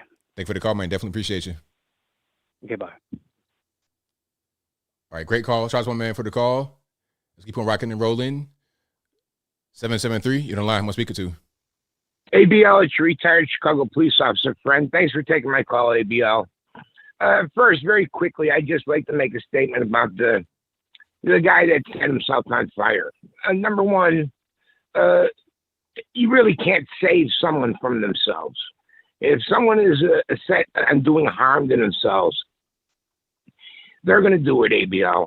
That's why, it is a 3-day thing if you, commit someone to, a psychiatric place. But, that just gives you a chance to talk to them. If someone wants to harm themselves, they will. And then that other, what I would call nonsense, listen, the fire department is called to fire scenes or emergency scenes. The police are the ones that are driving around in circles that respond to a call like that. We don't walk around with a, flame retardant blanket. We do the best we can. You throw the guy on the gurney and send him to the hospital. You can even see the policeman almost burned his hands. He was kind of wiping his hands. And then the other important thing is about the wrong color. I hate to be graphic about it, but when you burn up, your jacket infuses into your skin. The zipper welds into your skin. It melts into your skin. So sometimes the color of someone's skin that has been burned up is the color of their jacket. You don't know until you see that kind of stuff. But that's what happens. So looking at him, oh, he's not the right color, this and that, it doesn't look like a burn victim. Well, what does a burn victim look like? I could tell you. He looks different every time, and it goes from how much he burned up or whatnot. Usually people die from smoke inhalation first, except when you burn yourself up, you scorch your lungs with flame. Most people don't die from burning. They die from smoke inhalation. But really, the smoke is away from you when you ignite yourself on fire. So that's just the facts on that, ABL. Then the other thing, the $1.7 million toilet in San Francisco, ABL, if you recall that story earlier, there was a construction company that was willing to donate his labor and all the material that it would take to build that, which even with all the, all the things that that he was offering, it was still going to be $425,000. Okay, that's what it was going to be, and they said that's what he was going to donate, was $425,000 worth of labor, materials, the whole thing, and they still couldn't do it for under $1.7 million. Why? Because of all the permits and the surveys and the zoning plan. They all have fees. Everybody has their hand in your pocket. You can't get anything done without a million fees, and everybody set up to somehow grab a little piece of the pie. And that's what happens when you deal with government. Any kind of government, even local city government, everything costs so much money because everybody has their hand out. All kinds of permits and everything else. It's ridiculous, ABL. And then my main thing that I wanted to say is, all this money to Israel and Palestine and to the Ukraine. I'm afraid that we are victims, really, of the military-industrial complex. Because, as I said once before, Eisenhower, as he left the presidency, Eisenhower, by the way, people, was a general in World War II and the president of the United States before John F. Kennedy. And Eisenhower warned, and it's worth a look. You could just look it up, Industrial Complex Eisenhower. It's a short little speech that he does. And he warns, and this is a military man warning you about the military taking control of the government, the military-industrial complex. It's in their best interest, all these armory places and all these places that make weapons, they're owned by one or two people, BlackRock and others. Once they see that the presidency is weak and they could do what they want, well, let's give Iran all this money and tell them, please don't use it to start a war through Hamas with Israel. Please don't do that. And then all this money to Israel and all this money to the Ukraine and leaving all those arms there in Afghanistan and arming our enemies.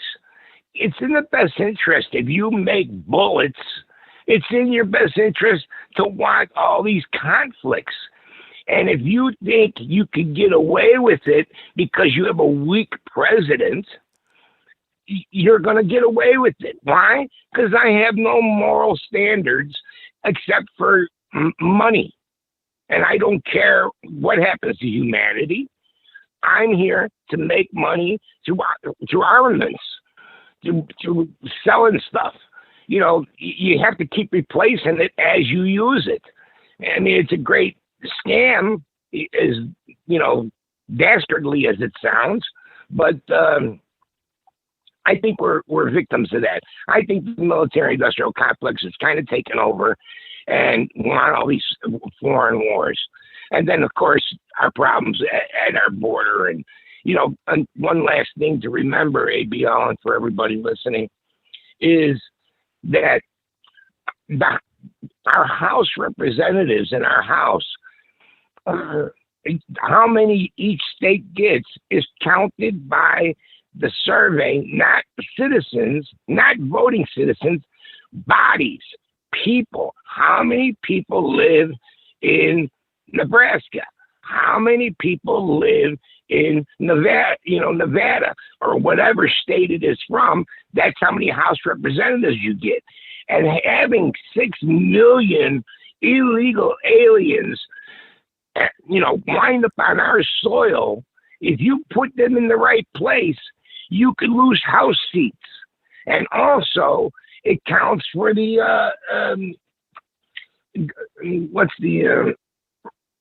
you know what I'm talking about, ABL, where they count the electoral college.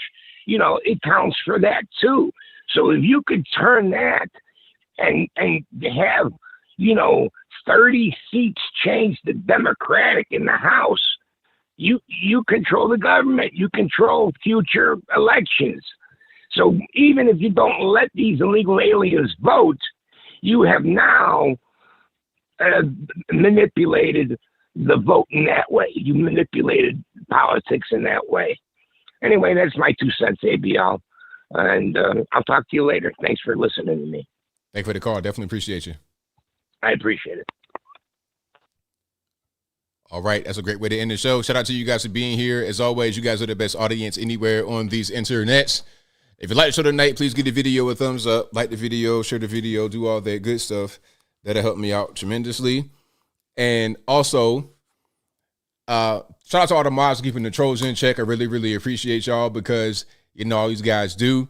I'll be back at the same bat time, same bat place, 8 p.m. Eastern time to right around right now, 11 p.m. Eastern Standard Time on Wednesday. But I'm here every day pretty much putting out pre-recorded content. You guys, please, if you're not subscribed to the channel, I don't know why you're not, but go ahead and subscribe to me right now. Subscribe to the new channel, Uncle ABL, where I talk about other kind of topics, more relationship and news and finance type stuff over on Uncle ABL. I just did a story about the baseball player Trevor Bauer, who was falsely accused of sexual assault by somebody, and then the woman who falsely accused him got indicted for trying to extort the man for $1.6 million. I just did that story over there on Uncle ABL. So you guys, please, if you're not subscribed to that channel, please tap in. Also, this is an audio streaming podcast you listen to right now. It'll be on your favorite audio streaming platform, whether that be Google Play, Apple iTunes, Spotify, etc. Link for that will be in the description, or just go to your favorite audio streaming platform and search ABL Live. I should pop right on up. Yeah, 3 hours did go fast. That's right, Marta. Shout out to you guys for being here. I got a few more super chats here. Read those right quick. Then I wrap it on up. Put the bowl clean on top. Let me see. Thank you to 127 Chill. Already read that one. Thank you to Man of the Face who says, "Let's all come together. America first. Trump 2024. Right on." Shout out to you. Great super chat. And shout out to John Medeski who says, "Trump used to have all the boxing at his casinos. That's how I know him." Trump was the man. Trump was the guy, and everybody loved him in the community. But when he made the cardinal sin of becoming a conservative, being a Republican, all of a sudden, all that he had done, all that is history, just went out the window. And that's pretty much what that was. Thank you to Fifth Cup of Coffee, who says, thanks for another great show.